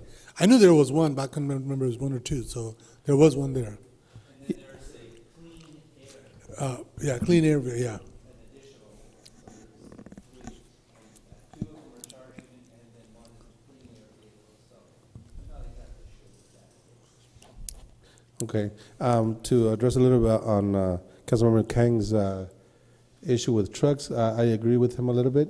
So, you know, I like this project, and I just want to address all that truck parking that can happen, and you guys will probably benefit off of it because, you know, we want to make sure we sell a lot of fuel. But also, too, I want to make sure that more buses stop in Livingston and fill up as well. So the buses will take a lot of, you know, that maybe on this side turning, coming back from Yosemite. I know a lot of them stop on Winton Parkway on the way south to Yosemite, but on the way back, they'll probably stop over here. So we might, if you guys can get more property, a little bit more property on the side, and add a couple more trucks and bus parkings, because I know that we're busy, so it'll benefit, and you know, it doesn't compete with the cars and the restaurant in the parking, because otherwise it'll be hectic. And my last question is also it's gonna be one phase, right? It's gonna be built out in one phase, not in two phases? Please. Our intent is to build this, no problem, to build this in one phase, yes. It's a tight project. It's a very compact, about 3 acres, 3.5 acres. So it's a lot. I want to assure you, the supervisor, it's several $1 million on off-site improvements. That's not counting the improvements inside of the project. So this is almost all combined over $10 million that we are investing in the city of Livingston before we make a dollar. So I appreciate all the comments, but sometimes it's, you know, is the knowledge of our business versus the need of the community. We try to balance those, and we will try our best to accommodate the desires, but ultimately we want to have a successful business that could be here for a long, long time. So we're not going to go anywhere, and we are usually very good in creating the long-term relationships. So if something is not working right, I'm sure Jose Antonio Ramirez, our city manager, will be giving me a call or email. So let us know if it's something that you now would like to change, but we want to move forward. And so to do that, we just need to have the clear understanding and guidance as we're going to be kicking off our conditions of our construction documents. Okay. A pleasure. Please stay still open to the Sure. public. Anybody else from the public have any questions? If not, it is now closed to the public. Supervisor, perhaps you do know or you don't know, but there are other projects that are planned in this area that'd be more suitable for longer-term truck parking, as you already know that. So this may not be the ideal place because the way it's constructed, but the other projects that are further down on Campbell, as you know, is coming forward, is probably going to be better suited for what we all want to see as an accomplishment. So, council, any other further questions, comments? Since who would like to make this motion? I'm sure everybody would like to do that, so. Yes, we need to make two separate motions, so does anybody wish to make the first motion? Okay. Maria's going to do, Councilwoman? Well, I'm honored. Please do so. I make a motion for the resolution adopting the initial study, mitigated negative declaration and mitigation monitoring reporting program, and resolution approving site plan. No, just the first resolution. We have to do it in two phases. So I have a motion by Councilwoman Baptista. Do I have a second? I second it. Okay. Second by Councilmember Aguilar. May I have roll call, please? Roll call. Councilmember Baptista? Yes. Councilmember Aguilar? Yes. Councilmember King? Yes. Mayor Pro Tem Garcia? Yes. Mayor Samra? Absolutely, yes. Motion approved by a vote of 5-0. Now for the second portion of the site plan and design. Does anybody wish to make a motion? Mr. King, you're making this motion? No? Okay, I will make the motion that we adopt the resolution approving the site plan and design review of 21803 Develop Arco Service Center adjacent to Southwest intersection of Campbell Boulevard, adjacent to State Route 99 Hammett, at interchange APN number 023-06-001. I have the motion by the mayor. Do I have a second? I'll second it. Second by Councilwoman Bautista. May I have roll call, please? Roll call. Councilmember Baptista? Yes. Councilmember Aguilar? Yes. Councilmember King? Yes. Mayor Pro Tem Garcia? Yes. Mayor Samra? Yes. Motion approved by a vote of 5-0. Hopefully we can all fill up in July for Christmas, for 4th of July. Thank you. All right, moving on to citizens' comment. This section of the agenda allows a member of the public to address the city council on items not otherwise on the agenda. Members of the public, when recognized, the mayor should come forward to the lectern and identify themselves. Comments are normally limited to 3 minutes in accordance with the state open meeting laws. No action will be taken by the city council this evening. For items which are on the agenda this evening, the members of the public will be provided an opportunity to address the city council as each item come up for discussion. So this is the young folks, something you guys been waiting for. I know you guys have been trying to stay awake. I saw all those yawns there, you know, especially the one in the second line there. I hope we forever took you away from entering into politics. This is how boring it can be sometimes.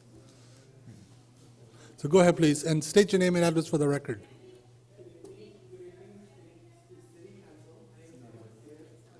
Is the mic on? Is you got a little light there, the green light? Oh, there you go. There you go. Hello. Is the little light on? Yeah, yes, there you go. So don't be shy, okay? You're on TV, so don't be shy. Good evening, City Council. My name is Steven Casillas. I go to LHS, Livingston Middle School, and I am a student. No, I am a part of a tobacco prevention youth coalition with the California Health Collab. Our goal today here is to bring awareness on the issue of youth and vaping.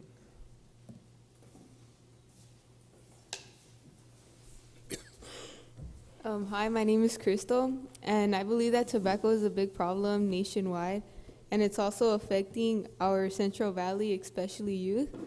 And 86.9% of all adult smokers started smoking by the age of 18.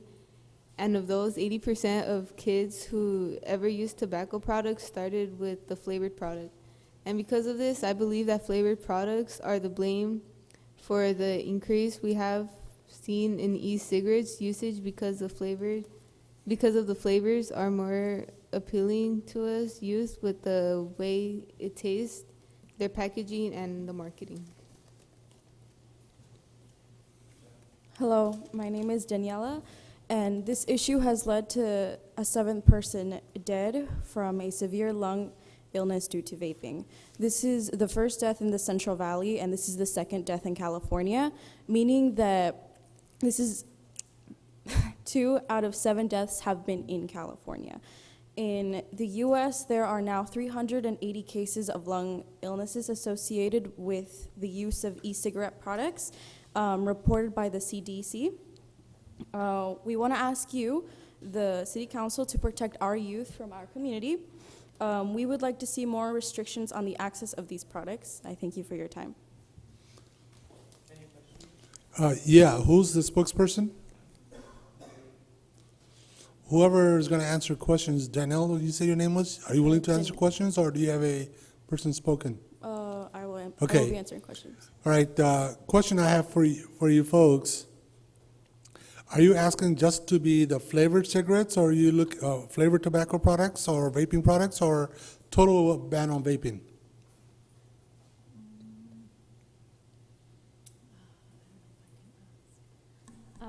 I am funded through Prop 56. I'm here to support the City of Livingston, educating you guys on the different model policies that are out there. We could, I don't know, go over. I'll add a little bit more because I've been working with this group. Yeah, the question I was asking is, that's also now part of the national debate. President Trump has already said that they're willing to, they're going to move forward with restricting access to minors and others on flavored tobacco or vaping products. And even the Governor Newsom has come on board and says the state should simply outright ban them. But the question I have, are you looking for a total ban on vaping products, or are you looking for anything that's just flavored or marketed towards kids? What is the goal of your organization? And if you want to, you can answer. I'll help you guys out real quick. So their efforts is to educate the public and the council and hopefully get some support in regards to any policy or resolution, adoption of any type of regulation. I don't think it's specific to one or the other, but they just want that support regarding those products, and especially the products that are targeting the youth, or advertisement targeting the youth. So I don't think they're specifically one or the other. It's more of, everything inclusive and just trying to gain support in general. Yeah. Have you folks, oh, sorry, go ahead. Have you folks contacted our assembly member, Mr. Gray, and Congressman Costa? We have met with. You have met with them? And how about our supervisors at the county level? Yes, we have met with. You guys went, okay.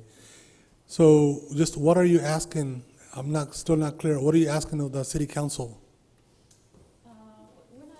We're not asking of anything, just bring awareness. But we are happy to show you guys sample model policies that other communities have passed. So, so how can we help you? How can the city work with you to help you get your message out? Obviously, it's a good cause. When I see young folks involved, definitely, when young folks take an issue or initiative for something, then we want to partner up. How do we help? I think I'll talk a little bit more about it. But I've met with this group. I'm very proud of you guys. Good job today. They did also a presentation for me regarding the effects of vaping and flavored tobacco. I think there's many ways we could support them and their efforts. For example, partnering up in regards to creating or bringing a workshop, that we could help them facilitate in regards to the danger and public education. Obviously, they've been to quite a few of the community events here with their booth. We had also had a discussion regarding potential policy, and they're going to share some model policies out there that other cities and counties are using. They're also going to be presenting at the Recreation Commission meeting. They're going to be doing their full presentation. So I don't think specifically right now we're in the kind of discovery and communication discussions regarding how the city could support them. I don't think they're seeking anything specifically at this moment. Just more of a general support and appreciation from the council. Like I said, there's many options and many things we could do to help them out, which like I've told you guys before, I think this is a very important issue. Being a dad of a preteen, it's very important to me, and I know from talking to the community members, it's very important to other parents as well. So, but I know there's other issues like I've shared with you guys regarding business owners, and this is a small community, which a lot of them depend on, those types of sales. But regardless, I'll continue working with you guys and meeting with you guys, and good job. Yeah, and to me, there are not too many things that I agree with our president, but I was pleasantly surprised and very supportive of our president, at least in this case, where he's moving forward to lessen the impact to our young adults, to the teenagers, because we know that's where it starts.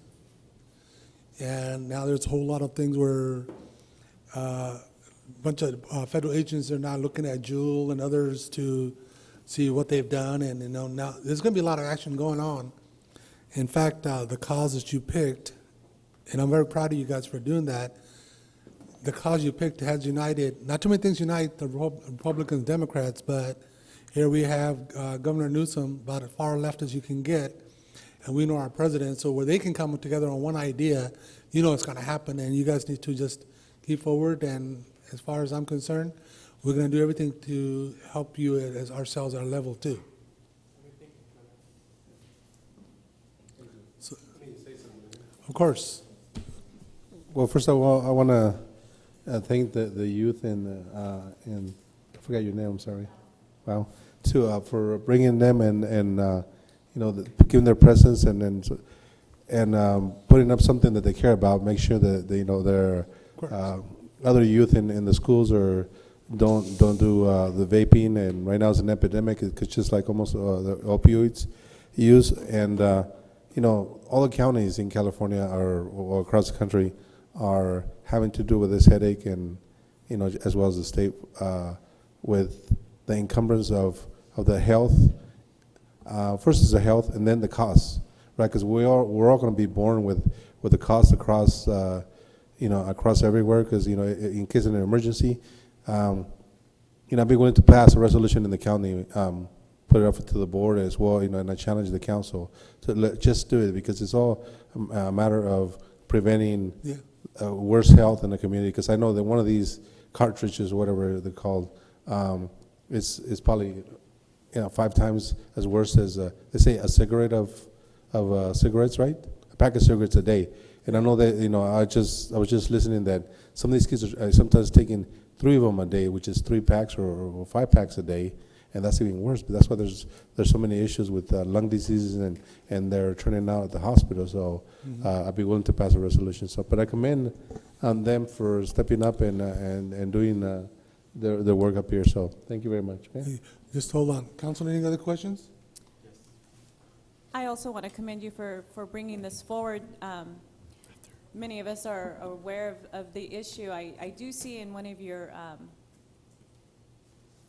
displays very cleverly, and being an educator myself, I've seen that the youth have also, or the creators of these mechanisms have incorporated them into USB ports. hidden again, and if there is any way that I can support you at a district meeting, perhaps at the high school, even educating our younger folks down at the middle schools, because it does start, and tell you the truth, it starts in your homes. So anything that you can do for more parent education so that children aren't going this way. Again, anything I could do to support you. Mr. Aguilar, you have further comment? Yeah, just real quick, I want to commend Bao and Alina for working with these kids, their advisors. So, good job, and once again, I think the whole council is very supportive of your efforts. Just let us know how we can help, okay? And thank you. This citizen comment is still open, so anybody else? Mr. Moran.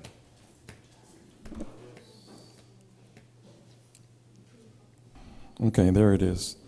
Well, first of all, I just want to say thank you to the mayor for bringing up the idea of those games for the senior citizens at our parks. That was something that was brought up on social media, and I think a lot of members in the community were really engaged, and it's very important.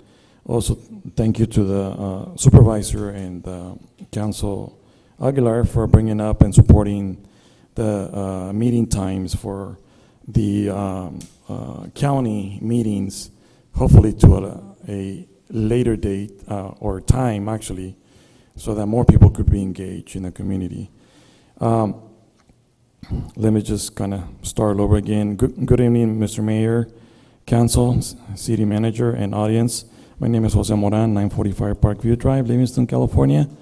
Tonight, I am here as a private individual in support of provision on the sale of vaping flavored tobacco and electronic cigarettes. Electronic cigarettes and flavored tobacco is becoming an epidemic not only in our community, but all over the country.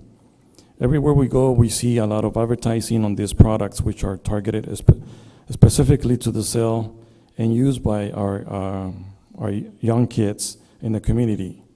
Tonight, I want to ask the City Council to start looking and give direction, although we all agree, but I want to ask the City Council to give direction for an emergency ordinance to prohibit the sale of these products anywhere in our community. Our concerns should not be the interest of tax revenue dollars, but instead, let's look at this as a health and dangerous problem for our young kids. We don't need to wait for state or federal regulation in order to be able to do what we need to do. Please, I ask you to please consider an emergency ordinance, and let's get this done and over with. Thank you. Thank you. Anybody else from the public? If not, the citizen comment is now closed. I'll move on to consent agenda. Items on the consent calendar that are considered routine and non-controversial will be enacted by one vote unless a separate action is requested by the city manager or city council member. There will be no separate discussion of these items unless a member of the city council or city manager requests a specific item be removed. Number 5, approve the warrant register dated September 12th. Approve the minutes meeting held July 30th. Approve the minutes meeting held September 3rd. Number 8, a resolution of the City Council of the City of Livingston approving a 3-year memorandum of understanding between the City of Livingston and the Clerical Employees Association on behalf of the Clerical Employees Unit. Do I have a motion? Does anybody wish to make a motion to approve the consent? Make motion to approve the consent agenda. I have a motion by Councilman Aguilar. Do I have a second? I have a second by Councilwoman Baptista. May I have roll call, please? Roll call, Councilmember Batista, Yes. Councilmember Aguilar, Yes. Councilmember King, Yes. Mayor Pro Tem Garcia, Yes. Mayor Samra. Yes. Motion approved by a vote of 5-0. Okay, this is item number 9. This is a resolution to transfer funds from the general fund to the recreation fund to cover the budget shortfalls for the 2018-29 budget year. Ms. Benoit?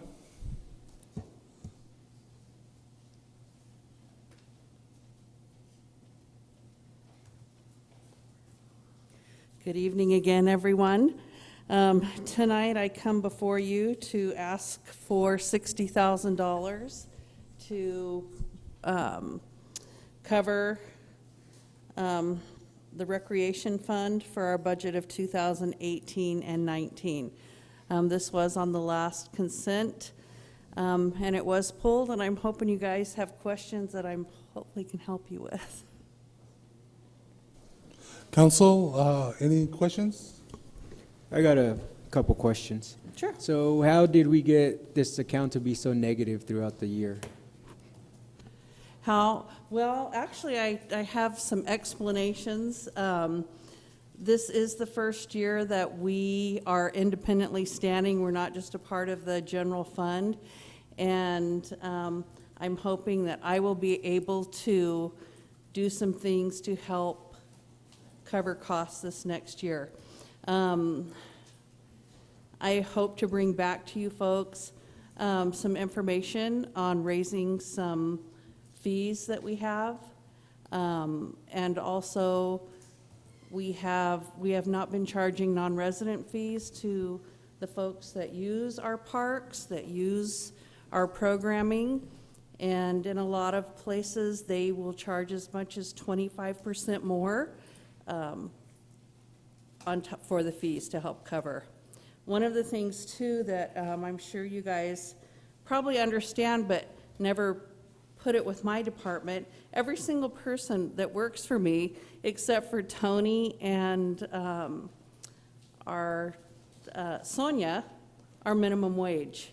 And what has happened to the minimum wage it just keeps going up. So that does impact our programs, which hopefully in raising the fees will help offset that. The other thing is almost a little over $12,000 of our deficit is from PERS, from insurance, from things that are kind of out of my control. So I'm hoping that we can somehow get a better handle on that. And I mean, So let me just chime in real quick so you understand. So one of the things that we've been doing is we really have been looking at trying to independently separate the different departments so that they can be their own fund. So one of those, in addition to the Parks and Recreation, also the building department and the planning department. And as Jackie was mentioning before, it was really hard to decipher really what the expenditures were. And so now that we've actually, it was done on purpose so that we can try to make each department self-sustaining, it has really come to light. And given the increases in, like you said, in insurance and PERS, and the fact that the minimum wage went up, so we are, okay, how can we continue to make this program, the Parks and Recreations, which is very important and which everybody loves and which is making a huge difference in the community,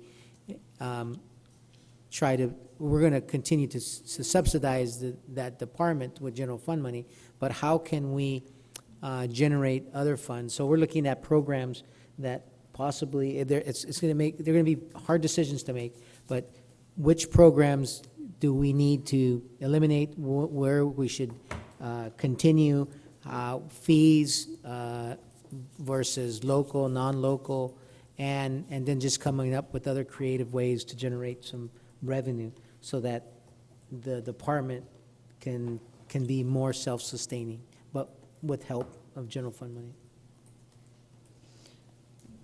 Thank you. So just seeing if there was a plan in place. So thank you. Council, any other comments?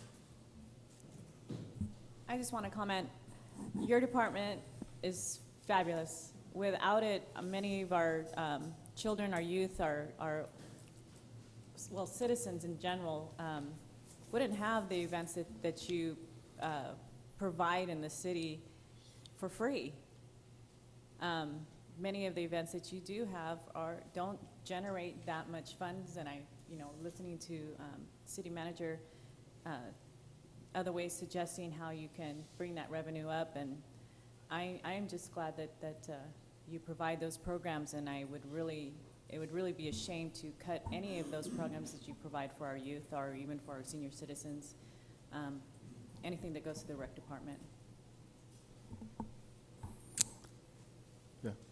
I also would just want to say that, obviously the Recreation Department is very dear to my heart, and then I commend all the staff, the commission for working on so many different programs compared to other cities and communities. We do a lot in our city, a lot of opportunities for kids to be involved and be out of trouble.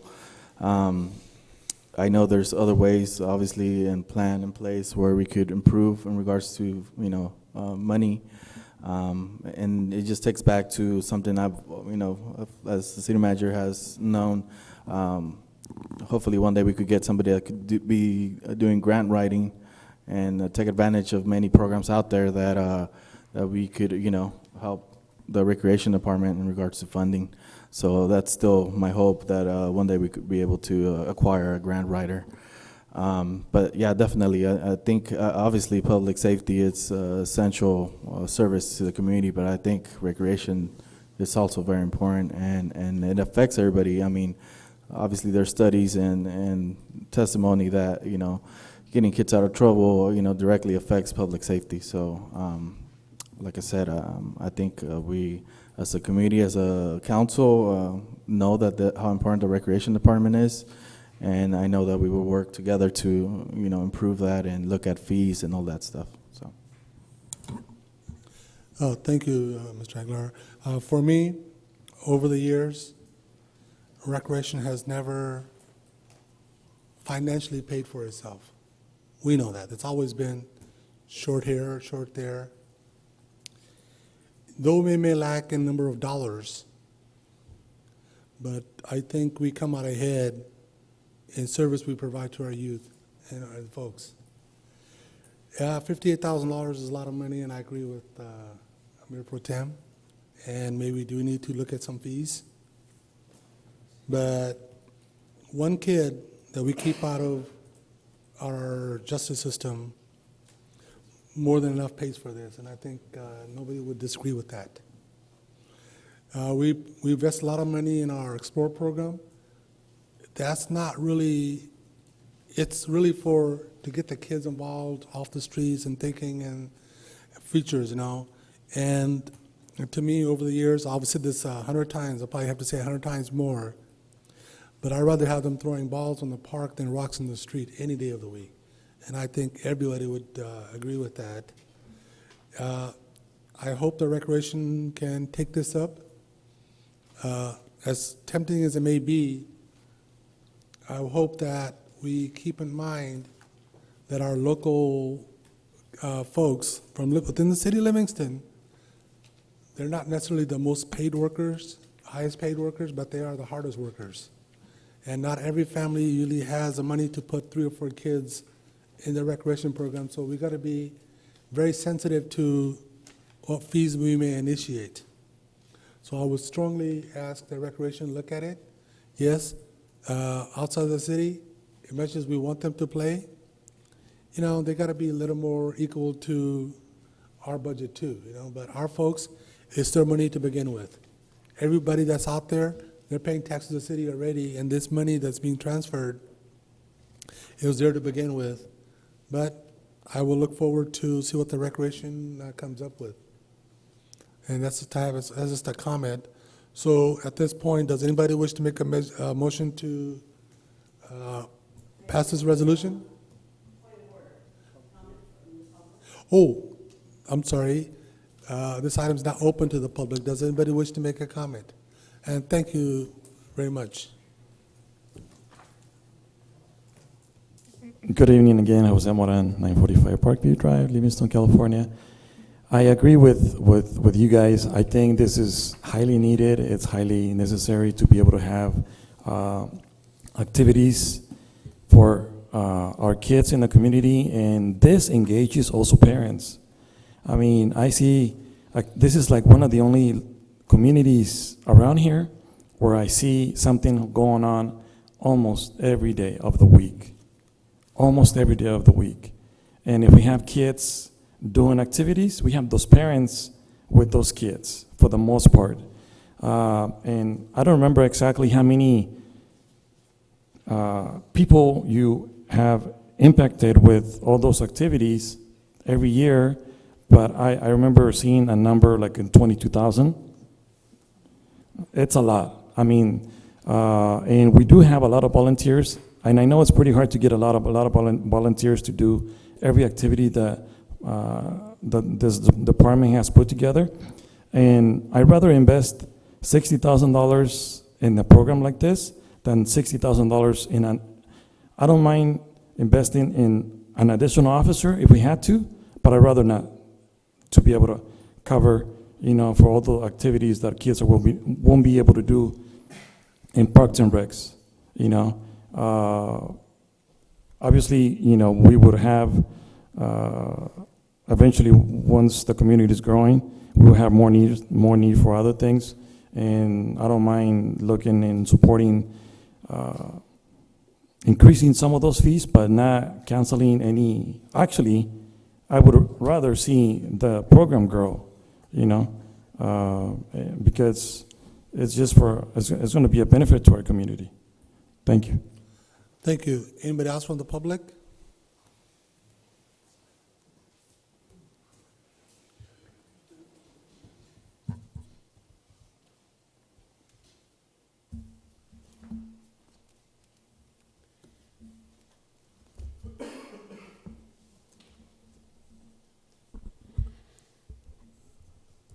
Catherine Shell Rodriguez, P.O. Box 163.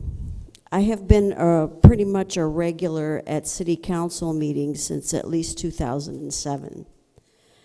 And I've lost count of the number of times where the thing about fees not covering recreation expenses has come up. So this is not a new thing. It's come up before.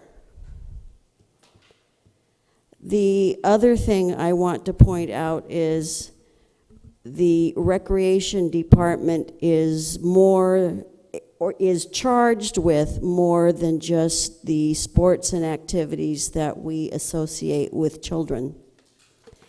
And these items are not necessarily under Jackie's control. For example, if you open up your packet to page 3 of the detail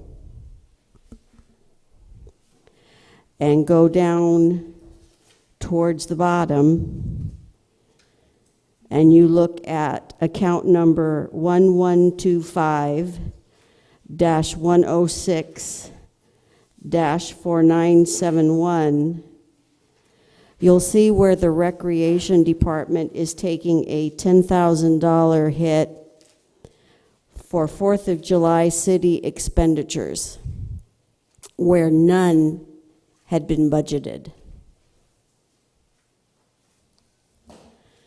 Then go down to the very next line, and you'll see the Sweet Potato Festival expenses, where 48,000 had been budgeted, but the actual was 53,413. So that's about $15,000 of expenses right there that's hitting Jackie's department that are not necessarily under her control. Now, I don't mind that the city invests in the 4th of July celebration. It is turning into one of the biggest celebrations in the Central Valley, and that's a good thing. And I don't mind that the Sweet Potato Festival is also being invested in, because that's also a good thing. But let's not forget that it is impacting the recreation department budget, and that a good chunk of that shortfall has to do with these two events. Now, I don't know what all of the individual items are that make up these expenses. You know, I can put in a document request and find out what the run is, but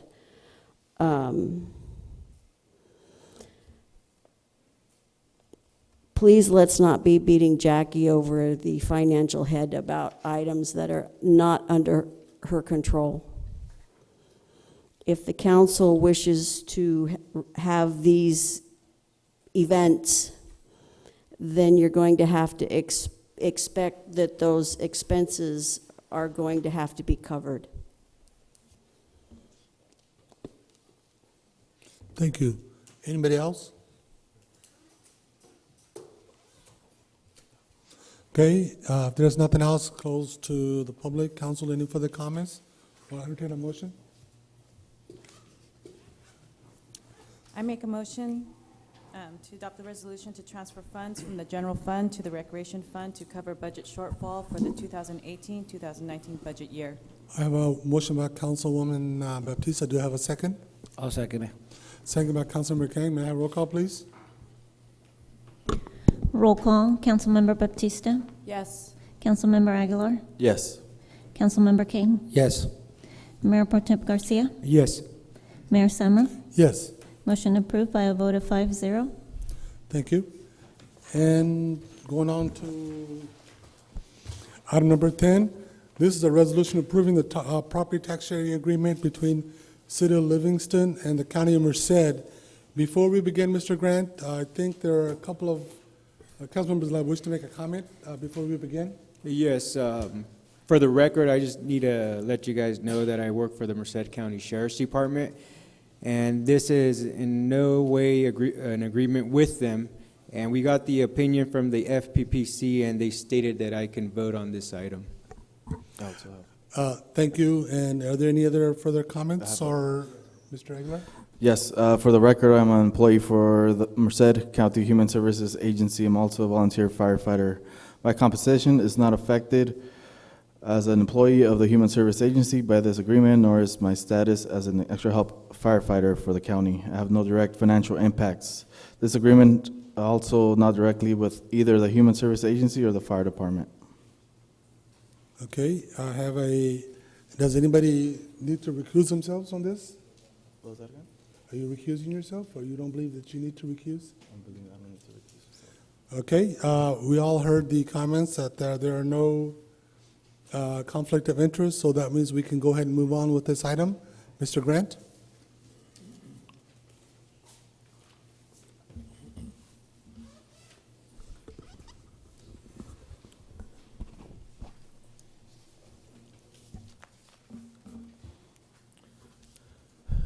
Thank you, Mr. Mayor, council members.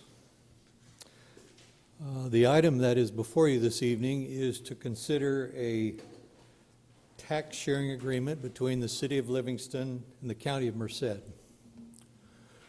What I'd like to do is give a little background on this, which is contained in the administrative report for those that are watching, those in the audience, and kind of get us all on the same page. The background on this is you kind of say, why do we need to share revenue at all? I mean, that's a legitimate question. But if we go back a few years and to Proposition 13, which went into effect in June of 1978, it capped the amount of property taxes to 1% of assessed value for all local governments. And you say, well, okay, that kind of capped it. What was it before then? So previously, each individual local government had the ability to annually set rates and levy property taxes. So before Proposition 13, the average tax rate was 2.67%. So as I mentioned earlier, the property tax rate under Prop 13 was capped at 1%. So there was about a 1.67% decrease in revenue that governments were able to obtain to pay for services. So because of this significant reduction in property tax revenue, all individual local governments had to make significant budget adjustments and or rely on other revenue sources. Well, to assist counties in this regard, the California legislature added Section 69 to the California Revenue and Taxation Code, which requires a city seeking to annex property to its incorporated territory and a county affected by such annexation to have in place a property tax sharing agreement before annexation can occur. So, just to kind of recap it here, pre-Prop 13, any government can go out and set the tax rate whatever they needed. They would say, okay, here's what we need, here's what the tax rate is. And I don't know, for those of you that were around back then, the property tax rates just went through the roof, and people were losing their houses because they couldn't afford the property taxes. So with Prop 13, they said, nope, it's going to be capped at 1%, and the value can only go up 2% a year without a sale involved, and then 1% on that 2%. So that really capped and tamped down the revenue that agencies could receive. So on September 21, 2004, the city and Merced County entered into a master property tax sharing agreement. But on July 1, 2009, the county terminated that agreement because the county determined that the 2025 Livingston General Plan set a policy direction for the future growth of the city that was fundamentally in conflict with the county's general plan. You say, well, what's the big deal about them canceling the agreement? Well, again, in order for annexation to occur, an agreement has to be in place. Well, that issue about the general plan has been resolved, and the city has been negotiating with the county for several years on a new property tax sharing agreement. And as I mentioned earlier, until a new agreement is in place, no, and I repeat that, no annexations can be made to the city of Livingston. And so what this does is the lack of agreement has resulted in missed opportunities for annexations and potential growth of the city and growth of revenues. So that's kind of the background of kind of why we have to have this thing in order for our cities to grow. So let me just go through the major points of the proposed agreement, and then I'll be happy to answer any questions that you might have. The first item is the sharing of the fire fund property tax. So for all the property tax that comes out of the city of Livingston, there's a piece that's designated as for fire, and there's a piece that's designated just general property tax. So under the prior agreement that had been canceled, 100% of the county fire fund would go to the county. Now, if we just kind of remind ourselves, the county, we contract for services through the county through CAL FIRE. So all the money is going to them for the fire, and then that is used by the county to pay for the CAL FIRE folks that they put over here and for the volunteers. So on the county piece, it's the same as it was under the old agreement. So the general fund property tax that is being shared, under the old agreement, 75% went to the county, 25% went to the city of Livingston. Under the proposed agreement, 63% of that would go to the county and 37% goes to the city. So there's a little better deal for the city on the property tax side. We end up with a little bit more. Now there's a new piece that they have added, and that is the sharing of sales tax.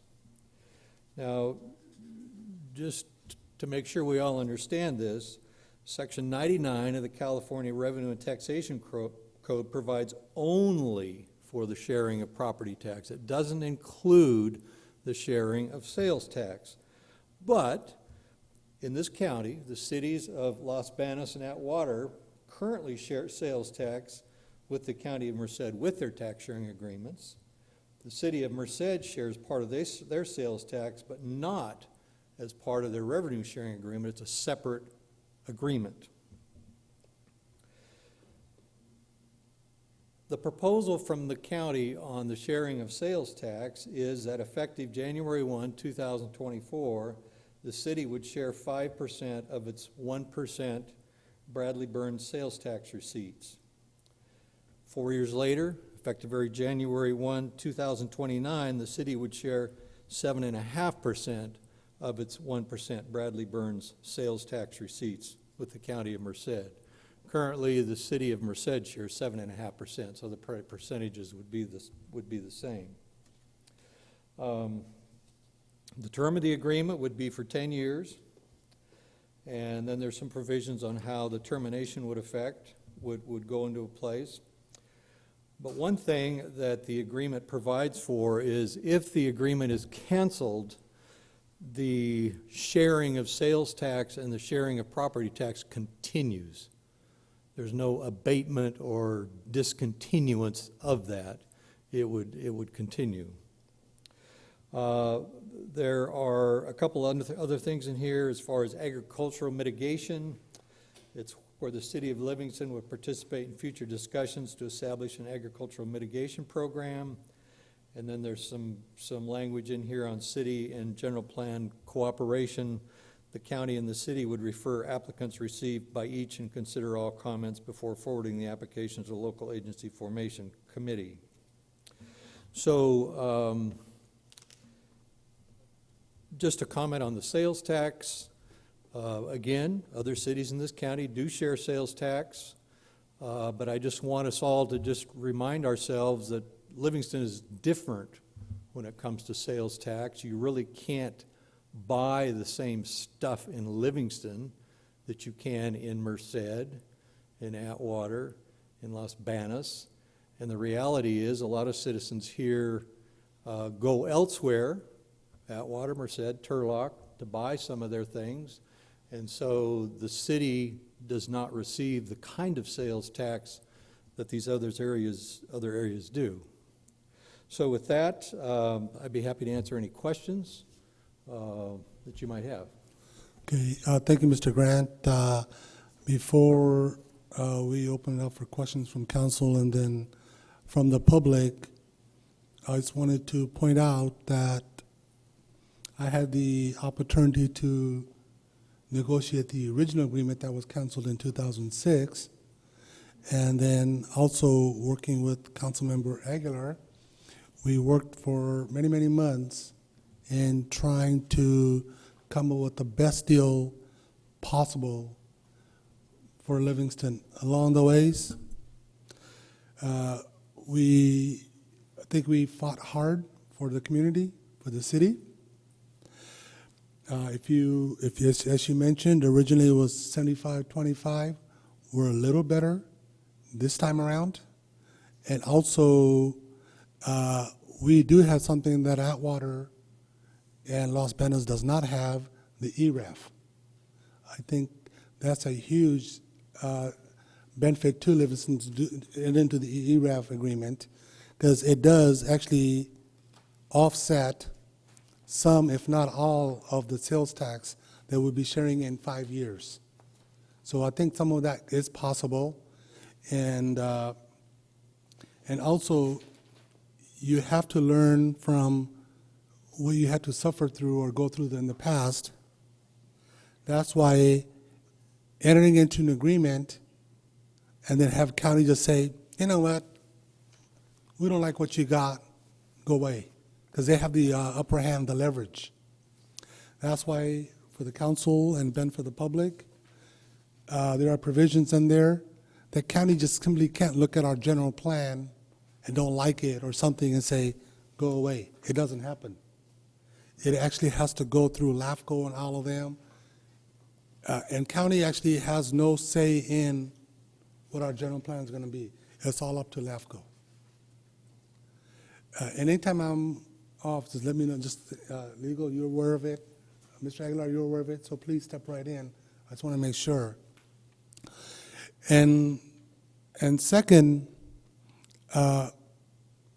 unless if voters, no, this is California, laws change, ballot box legislation happens all the time. There could be something that's severe that can impact not only the county financial side of it, but voters can just go off the la-la land and hurt the city too. If voters or some legislation, something changes, then we do have an out. Other than that, either one is pretty much a marriage for 10 years. We're going to be, if this is approved, we're going to hold our hands and jump over the broom as it were. We're in for 10 years. It'll be very hard for either one. And this was done because Livingston needs a long-term guarantee that we can work on general plans and get things done, so the developers are aware that, hey, this is not going to get canceled next week, you know? So we did have to work hard to do that. And as far as the sales tax, that's true. We're not giving it. I mean, we are giving it. And Mr. Grant is absolutely, positively correct. There is no provision in the state that says we have to give. However, think about who's holding all the aces, the county. They don't have to come to an agreement and say, do this. They can simply say, you know what, we're going to wait 25 more years, you'll wither on the vine and die. That's where you're up to. So when you're up against that, because City of Merced some time ago kickstarted this revenue sharing. Yes, it's a separate agreement, but they're still giving away the sales tax. And then Los Banos and Atwater made it worse for us to come in by entering into agreement as part of their total tax sharing agreement. So when you have the largest and the second two largest cities that gave it, there was no way the county was going to give us any break on that. So what do? With hard work with Mr. Aguilar and some of our council supervisors, and Mr. Espinoza, thank you very much, and Mr. McDaniel, we came up with something that was palatable for both of us. We didn't want to give it, they were not going to do it, so what do? Well, let's give Livingston a breathing room to get our general plans up and get everything going so we can go ahead and move this forward. This is why we have that 5-year before anything kicks in. So we do have 5 years, and then in 10 years, at the term of the agreement, is where we finally kick in. And so in 10 years, we'll be giving what Atwater, Los Banos, and Merced's giving away today. It is true that Dos Palos and Gustine are not doing it. I don't think they're on the county's radar for now because there's not enough there to really tap into. I believe in 10 years, the total impact to the city will be approximately $70,000 in sales tax, I believe. Am I correct on that? It's about, in 10 years, we'll be giving $70,000 worth of our sales tax to the county. Now, we could go at it like trying to work, but how much is this delay or lack of having an agreement has cost the city already? We have general plans going to take a couple of years. We have to do that. So if we were to fight for that, just by delaying in 1 or 2 years, how much have we lost in development and other improvements, other things that we could do for the city? So Mr. Aguilar and I, and I'll let you speak in a moment, Mr. Aguilar, we had to take that into consideration.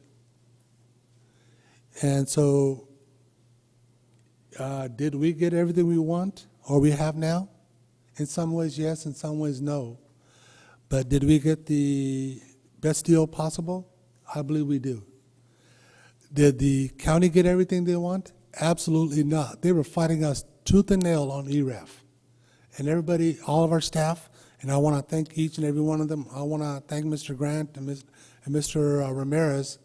They taught me more about ERAF and everything that I would ever want to know. But it was a good lesson, and I think Mr. Aguilar would weigh in on the same thing. We learned more about this stuff than you ever will believe. However, it is what the best we can come up with. And I believe that moving this forward will be a benefit to Livingston in the long run. Mr. Aguilar, do you wish to add? I just want to say, you did a good, summary of everything, but I know this is a complicated and a big issue, so I want to give the opportunity to the other council members to ask questions or, Of course. or give feedback and all of that. Okay, so I will start out with Mr. Kang. Do you wish to make any comments? Yes, I would like to kind of have a workshop on it where I can understand it more before I make my decision.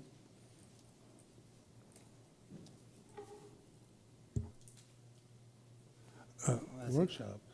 Yeah, just to understand because the 10-year process, agreement, I kind of want to understand what we're getting ourselves into. Okay. you. Councilwoman Baptista? Mr. Aguilar? Mayor Pro Tem? Actually, I do. I actually have an issue with this due to the fact, once you give something to someone, you're not going to get it back. Okay, so right now we're not giving them any of the tax sharing agreement, or the sales tax, I should say. So why should we give that up for on the other side of for the property tax? So that's my issue right there. That's the first one. And Councilmember Kang stated, probably some of the public, they don't understand what we're actually voting on. Maybe, like he said, a workshop, and come back in a couple months, bring this back. That way they are comfortable, and myself, I'm voting on this item due to it being for, it says 10 years. This is not something very small. This is going to affect all of us sooner or later. So, and then I got for Brad, can you explain the ERAF to us, please?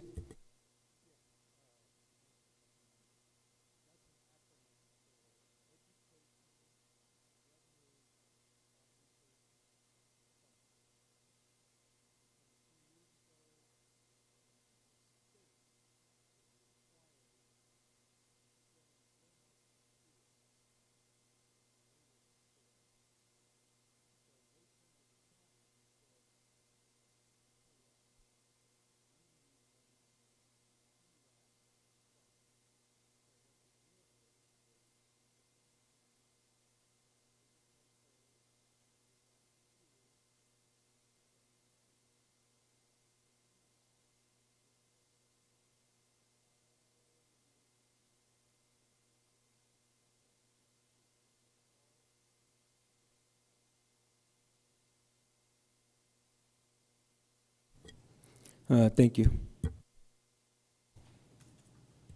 So, just my recommendation, I just, like I stated, would, for a better understanding for myself and the public, to bring this back and to do a couple of workshops so they know what we're actually getting into. Okay, any other comments, Mr. Aguilar? Just for staff, is that a possibility of creating a workshop or If you want. scheduling yet? I'm not sure if I want to wait 2 months for a workshop. It's. Is there a time limit on this? Is there a time limit that we have to agree on this? What I would suggest is next Tuesday we can have a workshop. What's the purpose of going 2 months? If you're gonna have a workshop, you can make a decision. There's not. Is that enough time for staff to prepare? Yeah. So we can, if you really, really need to, next Tuesday we can have a workshop. Well, don't we have to post it? Next I don't Tuesday think we one gotta- workshop's going to work to better understand this. why So don't we have that's one just my workshop? recommendation. Yeah, why don't we have a workshop next week and then see where it goes? Because waiting months on end, I don't understand what's the purpose of waiting months on end. I mean, we put a week out. I mean, there's citizens that have jobs. They'd have to look at their calendar. I mean, so that way they can try to make it here. I mean, at least two months, you know, or 2 workshops. If they can't make one, they can make the other. I don't know if I want to go 2 months. I would like to set up a workshop earlier than that. I agree. The sooner the better. I mean, if our citizens are worried about their tax dollars, they'll make time.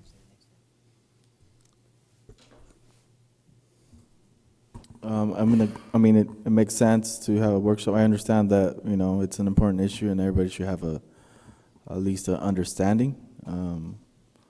So, I mean, I'm for the workshop, definitely. Okay.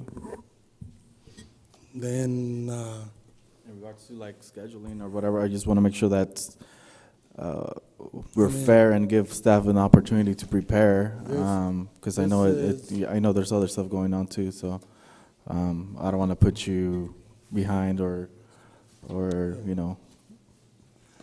this is really a 10-page document. It's not like, it's not this, it's 10 pages. If anybody is really interested, I'm sure they can read 10 pages by now. This is already posted on there now. So people that were interested, they already saw it, so they really have almost 2 weeks. So what I would like to do, if it's everybody's schedule,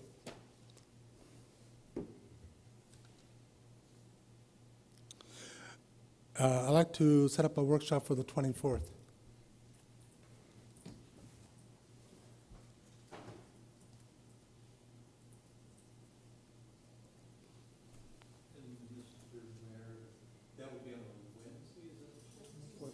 Tuesday. A week from today. Will you be?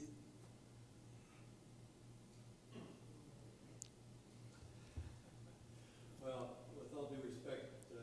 Mayor, I will be here tomorrow, and then I will come back next Tuesday.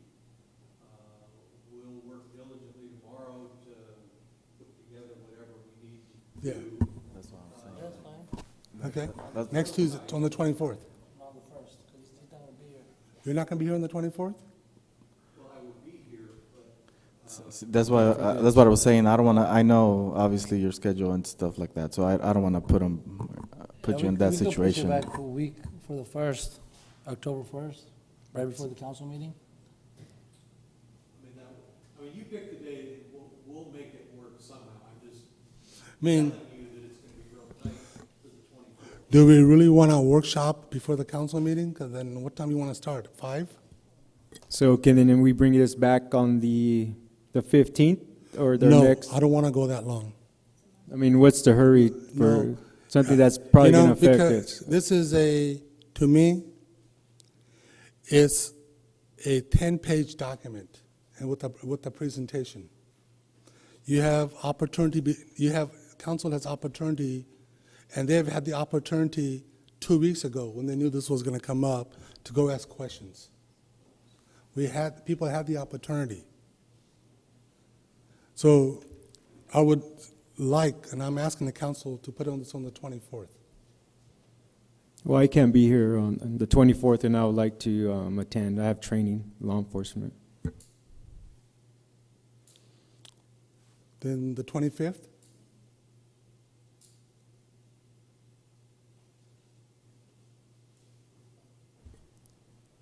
I'm not going to commit to the 25th. I mean, not right now on the spot.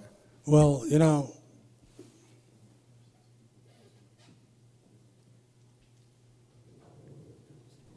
just want to do before the council meeting, next council meeting?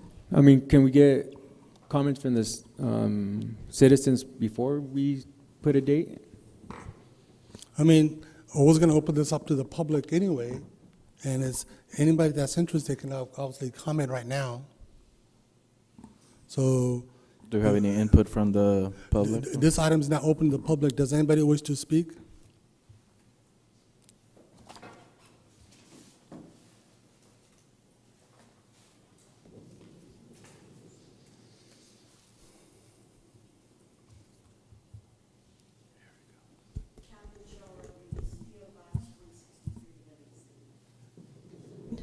There it is.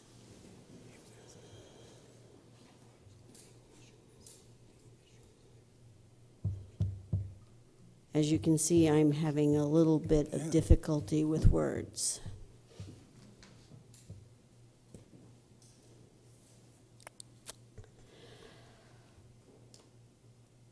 This item was on an agenda already, and it was already postponed to this meeting because I guess some people could not be in attendance when it was first on the agenda.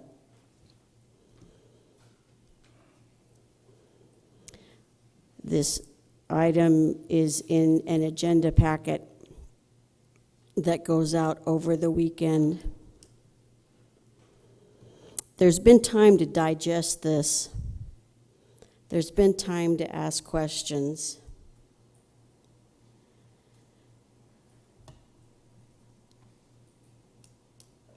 And if it is really necessary to have this in place, I mean, if this is the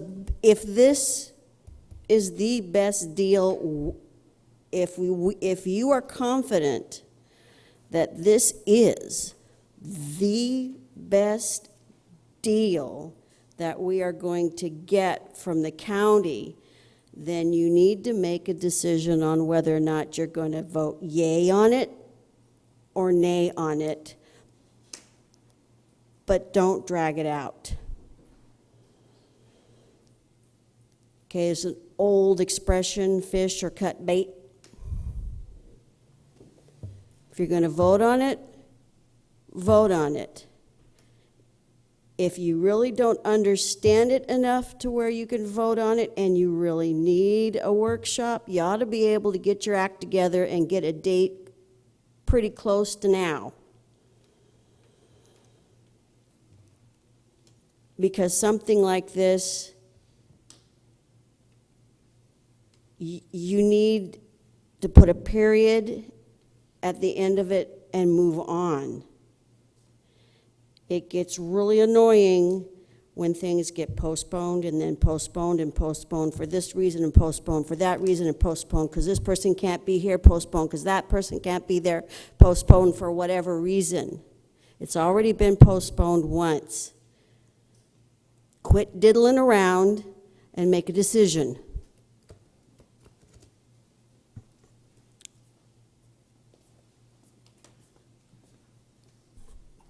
Hello. I'm going to ask, what days are you here usually? I will be here tomorrow and then next Tuesday. But again, if the council says the 24th, I will try to do whatever is needed to make sure we make this date. You know, in my opinion, it's been 2008 till now. There's no hurry. There's no hurry and there's a hurry because I know that the mayor's sitting on LAFCO, I'm sitting on LAFCO, and we want to move forward with the City of Livingston General Plan. When I started on the council, I didn't know anything. I didn't know about the revenue sharing, and I understand what they're coming from, council members and the Mayor Pro Tem, Councilmember King. You know, I get upset when our CEO puts something on the agenda, and I get this stuff on Thursday, and I got to make a decision on Tuesday. So I see that on their side that, you know, this is something that's different. And I think that the council does need advice on the council members that haven't been on dealing with the revenue sharing. It's very complex, and it's a big book, but I think with I'm sorry, your name again? Brad, sorry, I was letting you know right now. Brad, can go down the line and just say the specifics, and it'll be common sense. You know, they can start reading it, but I think they can give the main points. What are the issues? What's you know, what the county wants, what the city wants, and you know, make the best decision and like take the information and then vote on it. We've already been a long time back and forth. You know, every time I come over here, we're always working on something, and you know, I understand, Mayor, but I think right now, I think if it's 2-3 weeks, no problem, we'll come back. You got a meeting every 2 weeks, almost. There's no sense in pushing this, in pushing them, you know. I think that if you can get a meeting the first days of October, it doesn't have to be a specific, you know, one on Tuesday. I think that, like I said, hey, wait a couple of weeks, take it easy, because, you know, like I said, you want to make sure that your council is making a good decision, and then we're going to take it back to the board, and hopefully over there that we all decide on moving forward with this revenue sharing. Like I said, I don't want to give my opinion right now because I'm going to have to give my opinion over there, but, you know, I'll leave it up to you guys. Thank you. Thank you. Anybody else?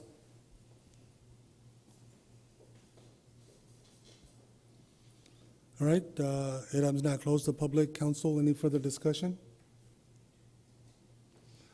Do we want to set a date for the workshop? And all right, we'll do September 1st. I mean October 1st. That's fine. Before the council meeting, there will be no closed session. Is everybody okay at 5 o'clock? Okay? 5:30, fine, 5:30. And then we will put a workshop, and then I will put on the agenda for the vote. Is everybody okay with that? All right. And then we'll be on our October 1st meeting. All right. I'd like to, can I have a motion to table this item to October 1st, please?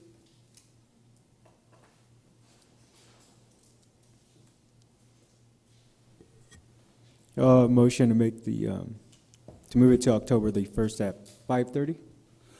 Okay, I have a motion by Mayor Pro Tem. Do I have a second? Yeah, I'll second it. Second by Councilmember Kang. May I have roll call, please? Roll call, Councilmember Baptista. Yes. Councilmember Aguilar. Yes. Councilmember King. Yes. Mayor Pro Tem Garcia. Yes. Mayor Samra. Yes. Motion approved by a vote of 5. We are in adjournment. Thank you.